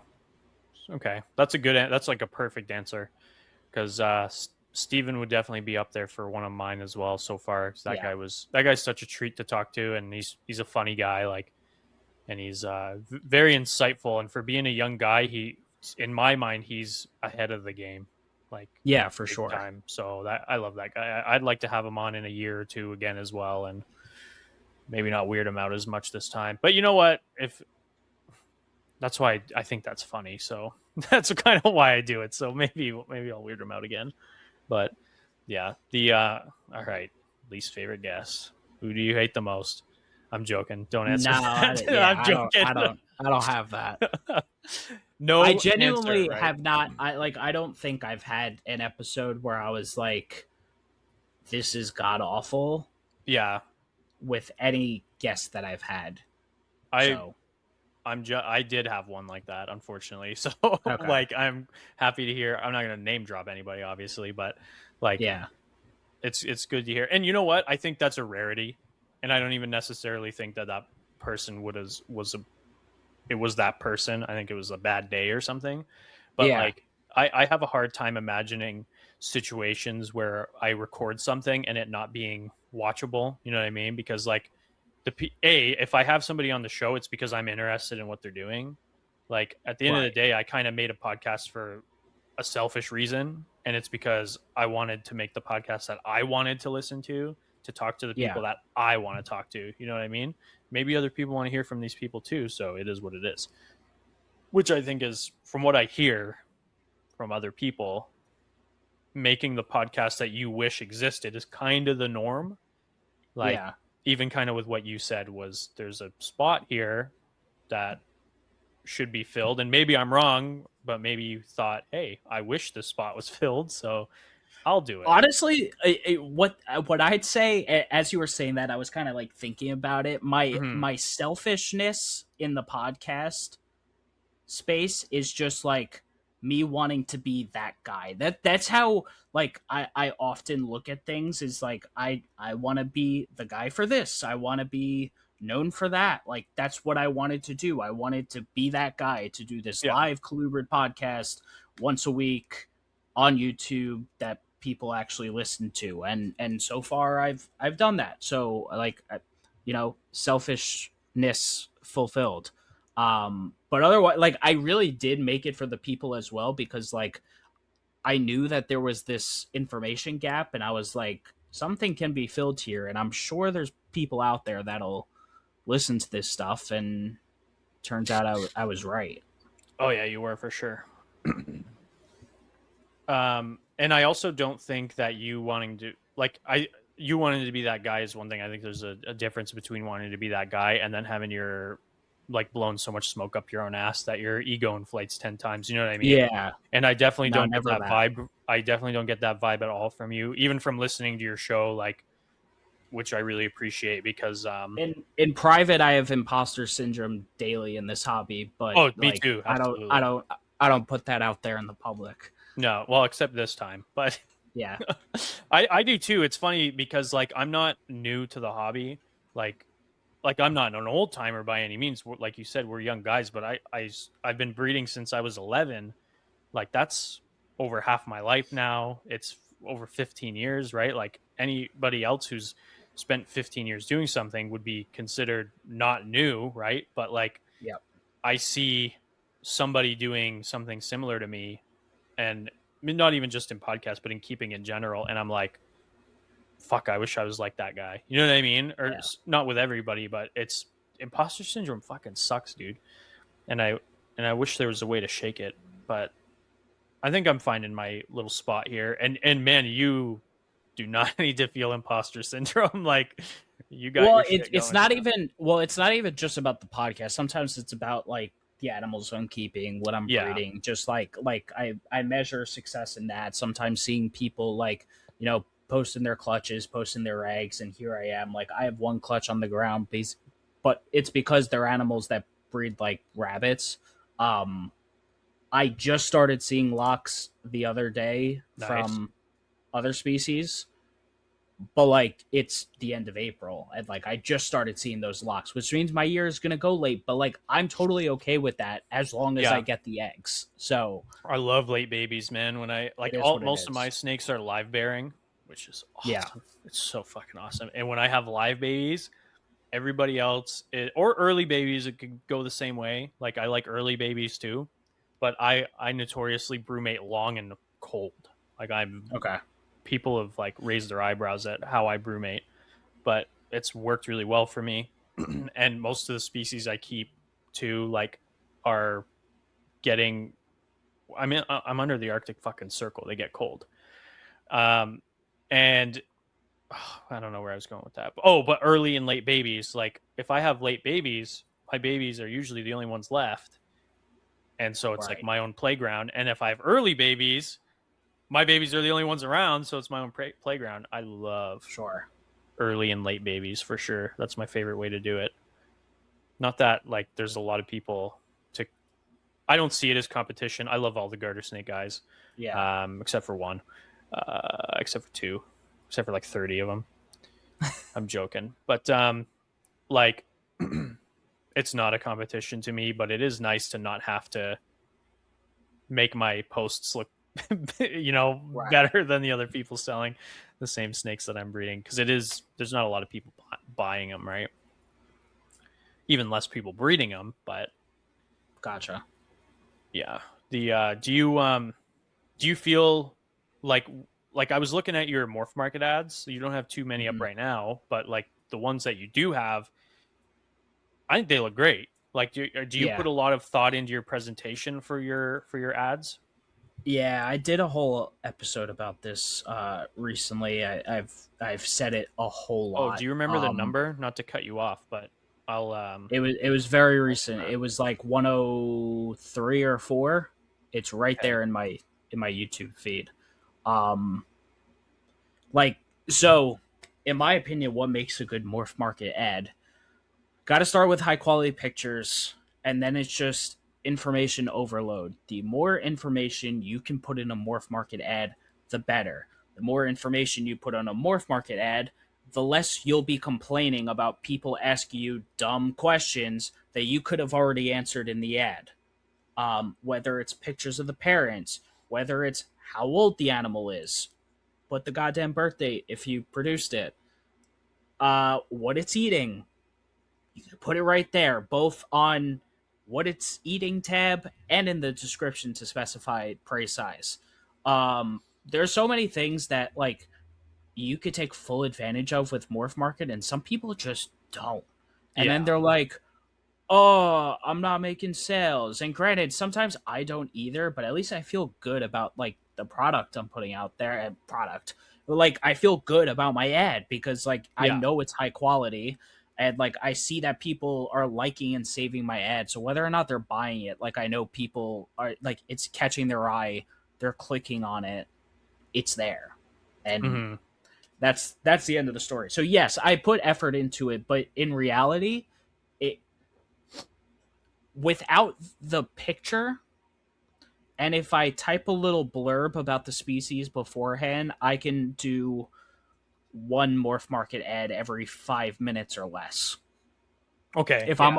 I'm uploading a bunch of stuff, the pictures are what takes the longest because it's taking the pictures with the good lighting, then it's like cropping the photos to like make it cut good, and then it's like attaching the photos. But besides that, Morph Market ads are really simple. Yeah, I think it's also like I haven't used Morph Market yet. I'd like to try, maybe not this year, but next year. Like I might have my first litters being back into the hobby this year. But like I want to try it. It's not as big in Canada. But it's available in Canada, so I'd like to use it. Our other alternative is basically like a Craigslist similar Okay. app, and it's like, it's people taking pictures of like a beardy with MBD and a Yeah. enclosure where you can't see through the glass, and bearded dragon, $40, like just shit like that. But I'm excited to try and play around with that and see how to make my shit stand out. You know what I mean? Because Right. it seems like it's one of those things where you don't have, like you kind of were just saying, you don't have to put in that much effort, but a little bit of effort goes a long way. Yeah. People are lazy, man, and not everybody, but like people can be fucking lazy. And I think that you not being like that for your, I mean, like I said, there's a reason why I said your ads stood out to me as soon as I looked Yeah. you up on Morph Market. They look great. So it's Thanks. clear that the work you're putting into it works, but it's cool to know that it doesn't take long. Maybe you're just so good at it. Did you think about that? Maybe you're No, just so awesome at I it. mean, I'm really not. Like, it's not like I've sold a crazy amount of animals. Like, I'm not the most expensive person on there. Like, it's really, there's not a lot of thought put into it. I'm filling out all the information that I possibly can on the ad. Yeah. Um, there are other people, and like, I I can go through a multitude of ads and like cherry pick, this is bad, your pictures suck, why did you title the ad this, like I could do that. I wouldn't do that because I'm not that much of an I asshole. Would I saw do it in you private? do Sure. that on a live episode where you Yeah, brought examples that of was a long good. time ago, and like I was being very selective about which ads I was choosing, but like Yeah. it like I could be harsh. I did another one recently where I was specifically highlighting good Yeah, ads, sorry, and that's they the were one I was talking about. Was the one where you were highlighting the good ones. And then I think uh, somebody even said like, that was a few weeks ago. okay. And it was like all people that had been on the show before, and like, Yeah. of course it was, because they're all good freaking breeders and keepers, and like, Yeah. yeah, Yeah, absolutely. And I remember, I think somebody made a joke about like bringing up some shitty ones or finding some shitty ads, yes, and you very yes. quickly put a stop to it. And I appreciated that. No, that's my buddy. He's one of my Patreon members, so he Yeah, was probably messing around when he said that's that. what it seemed like. Um, Yeah, yeah, which like I could, like I said, I could have, and I could have found the ads in about 3 seconds because I know what they are. But yeah, like, I'm not here to do that. yeah. No, and I think there's some room for positivity. I think Yeah, there's some place for it. You know? yeah. I got a chance to shout out some people I consider good breeders, and also show people what I think makes a very high quality morph market ad at the same time. So, Yeah. for both buyers and sellers, I hope they took something from it. Oh yeah. There's no doubt in my mind that they did. Absolutely. That's I wouldn't have to worry about that. Do you upload your podcast to YouTube still or no? Oh yeah, here it Yes. is. Okay. The reason you're not seeing it under videos because they're all usually under the live category. Okay, But gotcha. I have the playlist there where you can find all the episodes. Oh, here we go. The live. Okay, yeah. I see it now. Yeah, I was wondering, I was like, I wonder if you stopped doing that or what. Yeah. Yeah, it's weird when you have a live podcaster like me because they don't show up under videos. Yeah. Yeah, we did our first live podcast it was our last episode, so that would have been recorded 2 weeks ago, 3 weeks ago. We did it live. I had Michael Gillen on, and it was pretty fun. I really like doing the lives, but I think it's something that I'm going to save for occasions, if that makes sense. Sure. I love catching CCR live. I love catching your shows live. Reptile Rejects, Yeah. I've been able to catch everyone live for like the last, I don't know, like few months. To be fair though, like I have been having a hard time catching CCR live recently because Yeah. they record live when I record this show. So it's like Gotcha. every 2 weeks on Saturday, but they recorded it early. So they recorded a couple days Yeah. ago. So I actually caught that one. Yeah, this might be bad of me to say. I'm actually pretty bad about catching a lot of podcasts live. I wind up listening after the fact, which is like whatever, but like it depends on your personal schedule. Oh yeah, for sure. Like, so yeah. I mean, no, I don't think that's bad to say. I think catching them live is just something that I happen to sometimes do, but there's a lot of shows that I'll listen to a few months after they come out, or like sometimes I get picky and choosy, right? And I won't listen to one at all. And usually, if I go back to it because I'm bored or ran out of stuff I want to listen to, I'm like, okay, this episode actually rocked. Like, right. For example, like I had zero interest in like some of the King Snake episodes. Like, I'm not a big King Snake guy. I like them. I think King Snakes are cool. Yeah. It's just I didn't really have an interest in hearing an episode about this specific genus or whatever. And you have a 4-hour monster to watch on my channel. Oh my god! This week I know exactly what I know. This week it's not out yet. No, it's out. It was 4 hours. Oh, I see it. I'm looking at it right now. I had a variable king snake. It's the one king snake I had in my personal collection, and it was given to me by a guy who was definitely dealing drugs. He was like probably our age, and I remember getting to this super bougie part of town, and I knock on the door because they were like, "Hey, we have a king snake. Heard you were doing like this is years ago, educational programs. We'll give them to you, and we just want to sell the enclosure, right?" Like, yeah, whatever, that's fine. I go and get them, and I knock on the door. It's like a mansion, and a mansion without like a big wind-up driveway. It's just kind of next to the road. So I knock, and the guy opens like a crack, and it's just his eye, and it's like a black eye. And the guy looked like he just got the shit kicked out of him like the day before. And I was just like, "You're expecting me? I'm here for like the king snake." He was like scared somebody was going to show up for sure. So it's like, yeah, I'm getting this, and I'm getting the hell out of here because I'm pretty sure there's about to be a drive-by or something. Like crazy, but variable kings are cool. I think those are cool. I would check that episode out. If it was like, what's the ones that are like, what are the bougie kings? Which ones are those? Is that Alterna? Alterna. Yeah, I don't have any interest in listening to those. But if I listen to Alterna them, are cool. I would think they're cool for sure. Like I know that I would. Yeah. I'm not getting there yet. 4 hours, dude. And like, Like I granted, like even have to that, shit well, tomorrow. John and Antoine talked their heads off. So like, that wasn't really me. I was kind of just the moderator. I was Yeah. just there.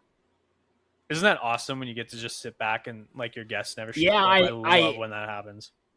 I haven't had to like really do that yet. The closest I did that with was on the Ganyasoma roundtable, but like there were bits and pieces I was throwing in there, but this one I was truly out of my depth. I've never kept a Leonis, so or anything. But that's also very valuable close too, to I it. think, right? Like just in terms of like the questions you're able to bring to the table Yeah, is and I mean, what a perfect fucking way to learn about an animal you haven't kept is have, what did you have, 4 guests on that episode? yeah. 4 of these guys who, like, I haven't watched the episode. I don't know much about Leonis, but I assume they're reputable people Yes. with working with Very. the genus all at once having a conversation. That's cool. Some of the like CCR episode roundtables are some of my favorite too, because like you're getting all these different like opinions and aspects of different views of the hobby. And you know what? Most of the time they're all cool with each other too, even if they disagree. So that's nice to hear. The round tables have been a big hit on my channel. I'm trying not to pump them all out at once because I don't want to waste content like that. But Yeah. every so often, I'd like to do a new one, and then there will probably be times where I circle back to old ones because like eventually, you know. A 2-year-old podcast becomes stale and like you can't find it anymore. Well, you could always find it, but like it's just not showing up for people anymore. That said, I have people like I have a few episodes that like from literally 2 years ago that I still see people are clicking on YouTube. I'm like, all right, like I I think that guess when like I was a podcasts are terrible, weird like that. Go yeah, ahead. when I wasn't that good at podcasts, like I'm a much better host than I was 2 years ago. Um, yeah, so it's just kind of funny to see that. Yeah, for sure. Yeah, and I think it's a weird, like podcasts are weird because they kind of don't get the numbers that other content does, but at the same time I feel like it's almost like a long-term like it's Yeah, almost like you're being drip fed like viewers and stuff. It's weird. I like it. I like my it a lot actually, but I keep track and like my viewership has just slowly I take my total views and literally divide it by the number of episodes and my total viewership has steadily or my average viewership has steadily increased. yeah, I kind of did well, I didn't do something bad, but I kind of got an unfair push to my show because I was a guest on a comedy podcast, like a pretty big Mm, one, twice in a row. We just released the second episode with those guys on nice. I don't know, a few months, 2 months ago now, on a show called Forehead Fables, and they needed an animal guy, like a zookeeper guy, and so I managed to sneak my way in and I recorded with those guys. So it was like they'll get like upwards of like between 100,000 to 850, 900,000 views per episode usually on Wow. YouTube. And so doing those 2 episodes was like such an awesome boost. And then it's great and I'm very happy, but then you obviously see the first month your like analytics are like shooting through the roof and then all of a sudden it drops down very low, right? Still better than it was before, but I mean everybody's checking you out right after they listen to that episode. Yeah. And then, I mean, who the fuck from a comedy podcast is going to go listen to a herp podcast? You know what I mean? Very, very few people. So it's like, it's kept a few people, but I'm grateful for that. But because of that, my analytics are weird, so I can't really measure them Gotcha.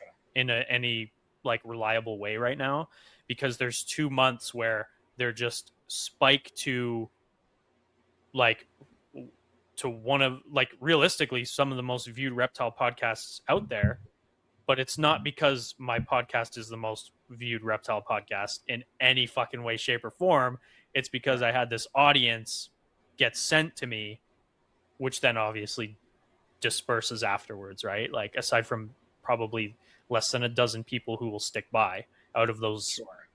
eventually 500 to 800,000 people. So, but I ain't gonna say I don't appreciate the help, Yeah, cause, no, but for sure. I absolutely get more ongoing listeners when I have a new guest. Well, they're all new guests, but a new guest on, like you, Stephen Yeah. Cush, Zach, Ron St. Pierre. Um, they do really well with bringing ongoing listeners, because I think people are always looking for new shit to listen to, right? Like, Yeah. and if you're in listening to, like, if you find a reptile pod, there's a lot of them, but like, there's not a lot of them, if that makes sense, right? So like, Yeah.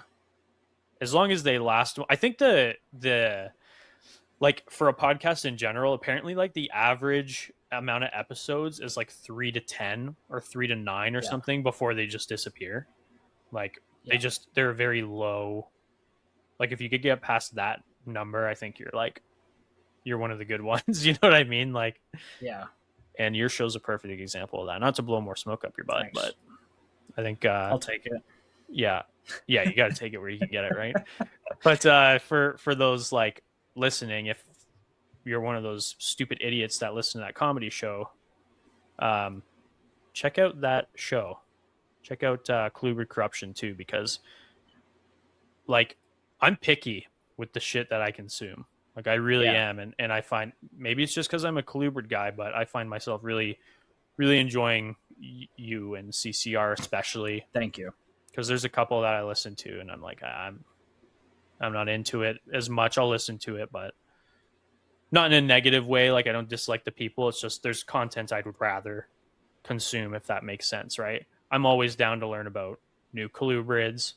Um, you have any like episodes? Well, I'll peter out here in a little bit because I told you 2 hours and we're coming up on it.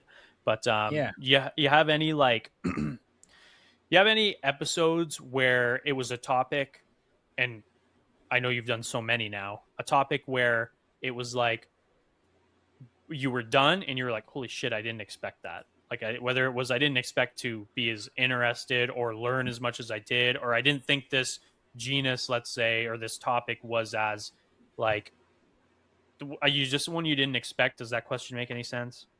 No, yeah, I hear you. I'm trying to think of like a specific example where I was like, that episode blew my expectations out of the water. Yeah, perfect way to put it. Um, shit. I don't know.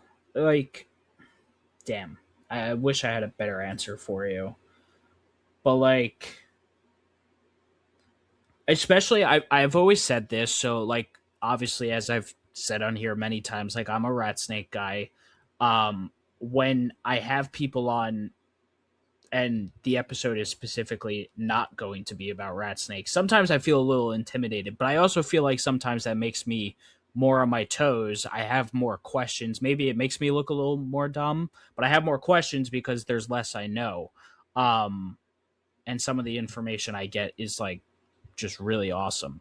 Yeah, oh, yeah, Um, and just going back to like what I was saying before, I mean, what one thing that I find, I guess, like expectations, kind of blown out is just like how many friends I've made from the podcast. Like, however I met them, and like we've had these episodes, we've kept in contact, we keep talking. It's just like it's really cool. Like, I have a network of friends now in the colubrid world. It was actually really easy to do that on the ball python side, and especially because like I was in Florida, and like there's a lot of people into ball pythons in Florida. But with the colubrids, I felt it was a little bit harder, and even in New York, I feel very very very isolated here. There's not a big sense of community in my local area. So having all these friends across the country is pretty awesome that I yeah, could man. talk to at my leisure. Yeah. Well, you know what? Like, That's like a lot of the shit you've said tonight. That's also relatable. Like it's me up here, dude. Like I'm it. Yeah. There is no other one for another. Like the closest person that I know is like 300 kilometers away, and it's like I live in a village of 1,000 people. There is Okay. fucking nothing here, and I did it on purpose, right? But I did find myself like kind of wanting to kind of do exactly what you just said, which is like meet people that are interested in the same stuff I am, which is kind of one of the selfish purposes of the show that we were saying Yeah. earlier, is so that it gives me a way to do that. And I, like I'm in all the garter snake groups and whatever, and one of them I own, so it's like I post in there all the time, but like they're not that active. Like I've over the 10 years I've been in them, I've made a couple dozen friends, like whether or not I talk to them once a year is occasional, right? A couple of them I will, a few times a week or whatever. But like a lot of my friends are in the hobby. Like I got to go to BC to meet.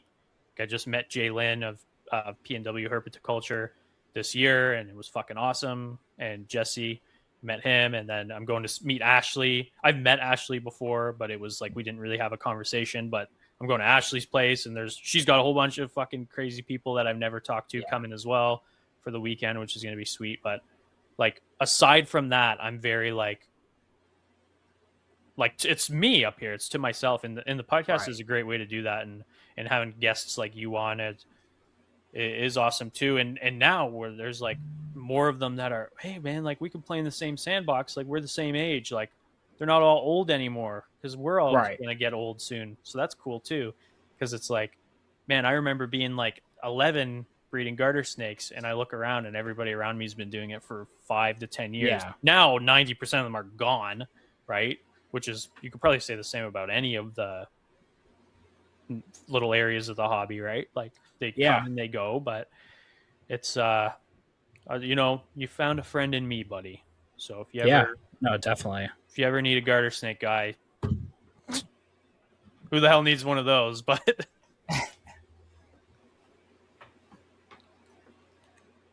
give me 1 second. My headphones are like dying. That's okay. You can't hear me right now. This has been the worst episode ever. Okay. Hey, man. I was just telling the viewers how awesome this episode has been. No. Yeah. It's been fun. It has been fun, but I'm not going to lie. I said this has been the worst episode ever, but I didn't mean it. I'm not going to cut it out, but I promise I didn't mean it. If I meant it, I wouldn't have. All right. That's what I said. All right. Fair enough. Do you believe me? I do believe you. Okay, because even though I was willing to lie about the whole book situation from earlier, I'm not willing to lie about this one. I promise I'm telling the truth. But I'd like to think I can't be the worst guess. There's just considering I scrapped an episode because I hated it so much, no, I don't think you were the worst guess. All right, there we go. So yeah, you beat that guy at least, or girl. Could have been a girl. It wasn't. Yeah. Anyway, I'll get you out of here, man. I really appreciate you coming on. Can you just plug everything you can think of and would like to plug? Yeah, if anyone wants to find me, you can search Meteoric Serpents wherever you may want to search. If you type that into Google, all my stuff's going to come up. But especially on Instagram and Facebook, Meteoric Serpents. Same thing on YouTube. You could also find me by searching the Colubrid Corruption Podcast. A lot of people try to add my personal Facebook, which like I just don't. Guilty. No, but like you're okay. Like there's other people like I have no idea who you are, and they're trying to add my personal Facebook. Like, sorry, I'm not doing that. Then Meteoric Serpents, a ton of people like friend that account too. Same situation. I'm not friending you back if I don't know you. You could follow that page, but whatever. That's besides the point. You have it. You can find me at page. Like I think so. I don't know what the hell I did. I just like made an account and gotcha my Instagram post to my Facebook, and I'm hardly on the Facebook side. So either way, find me at Meteoric Serpents wherever you may search. Yeah. What about your podcast? Yeah, the Colubrid Corruption podcast. Obviously, you can find that on YouTube. You can find that also on the major audio platforms: Apple, Spotify, Google Play, YouTube Music, Amazon, all that good stuff. Yeah. Sweet. Awesome. And if you want to find me, if you search Creature Crossing on Google, what you'll find is a whole bunch of Animal Crossing content. So there you go. That sounds about right. Do with that what you will. And then, yeah, dude, I really appreciate you coming on. I think you were awesome. Thank you for having me. I hope I didn't appreciate it. weird you out too much, especially when No. my little moment of silence there when I got really pissed off about my co-host. But God, it's okay. I'll go dwell about it some more after we're done recording. But thank you, dude, for coming on. I'd love to have you back again some other day. Yeah, of course. Talk about some of the weird shit you've bred, because I know you're going places, and like, man, wait till you buy a house. Goddamn. Yeah, I know. Holy shit. I'm in New York, so I don't know when that's happening, but we'll see. Yeah. Oh my God, I can only imagine what that looks like. I used to live near Toronto, and it was like my parents bought their place for like $125K 20 years ago now, and then sold it for like almost $1 million. What the fuck? So another reason I moved this far north. But thanks again for coming on, dude. I appreciate it. And thanks for having me. Yeah, no problem. Anytime, buddy. Thank you.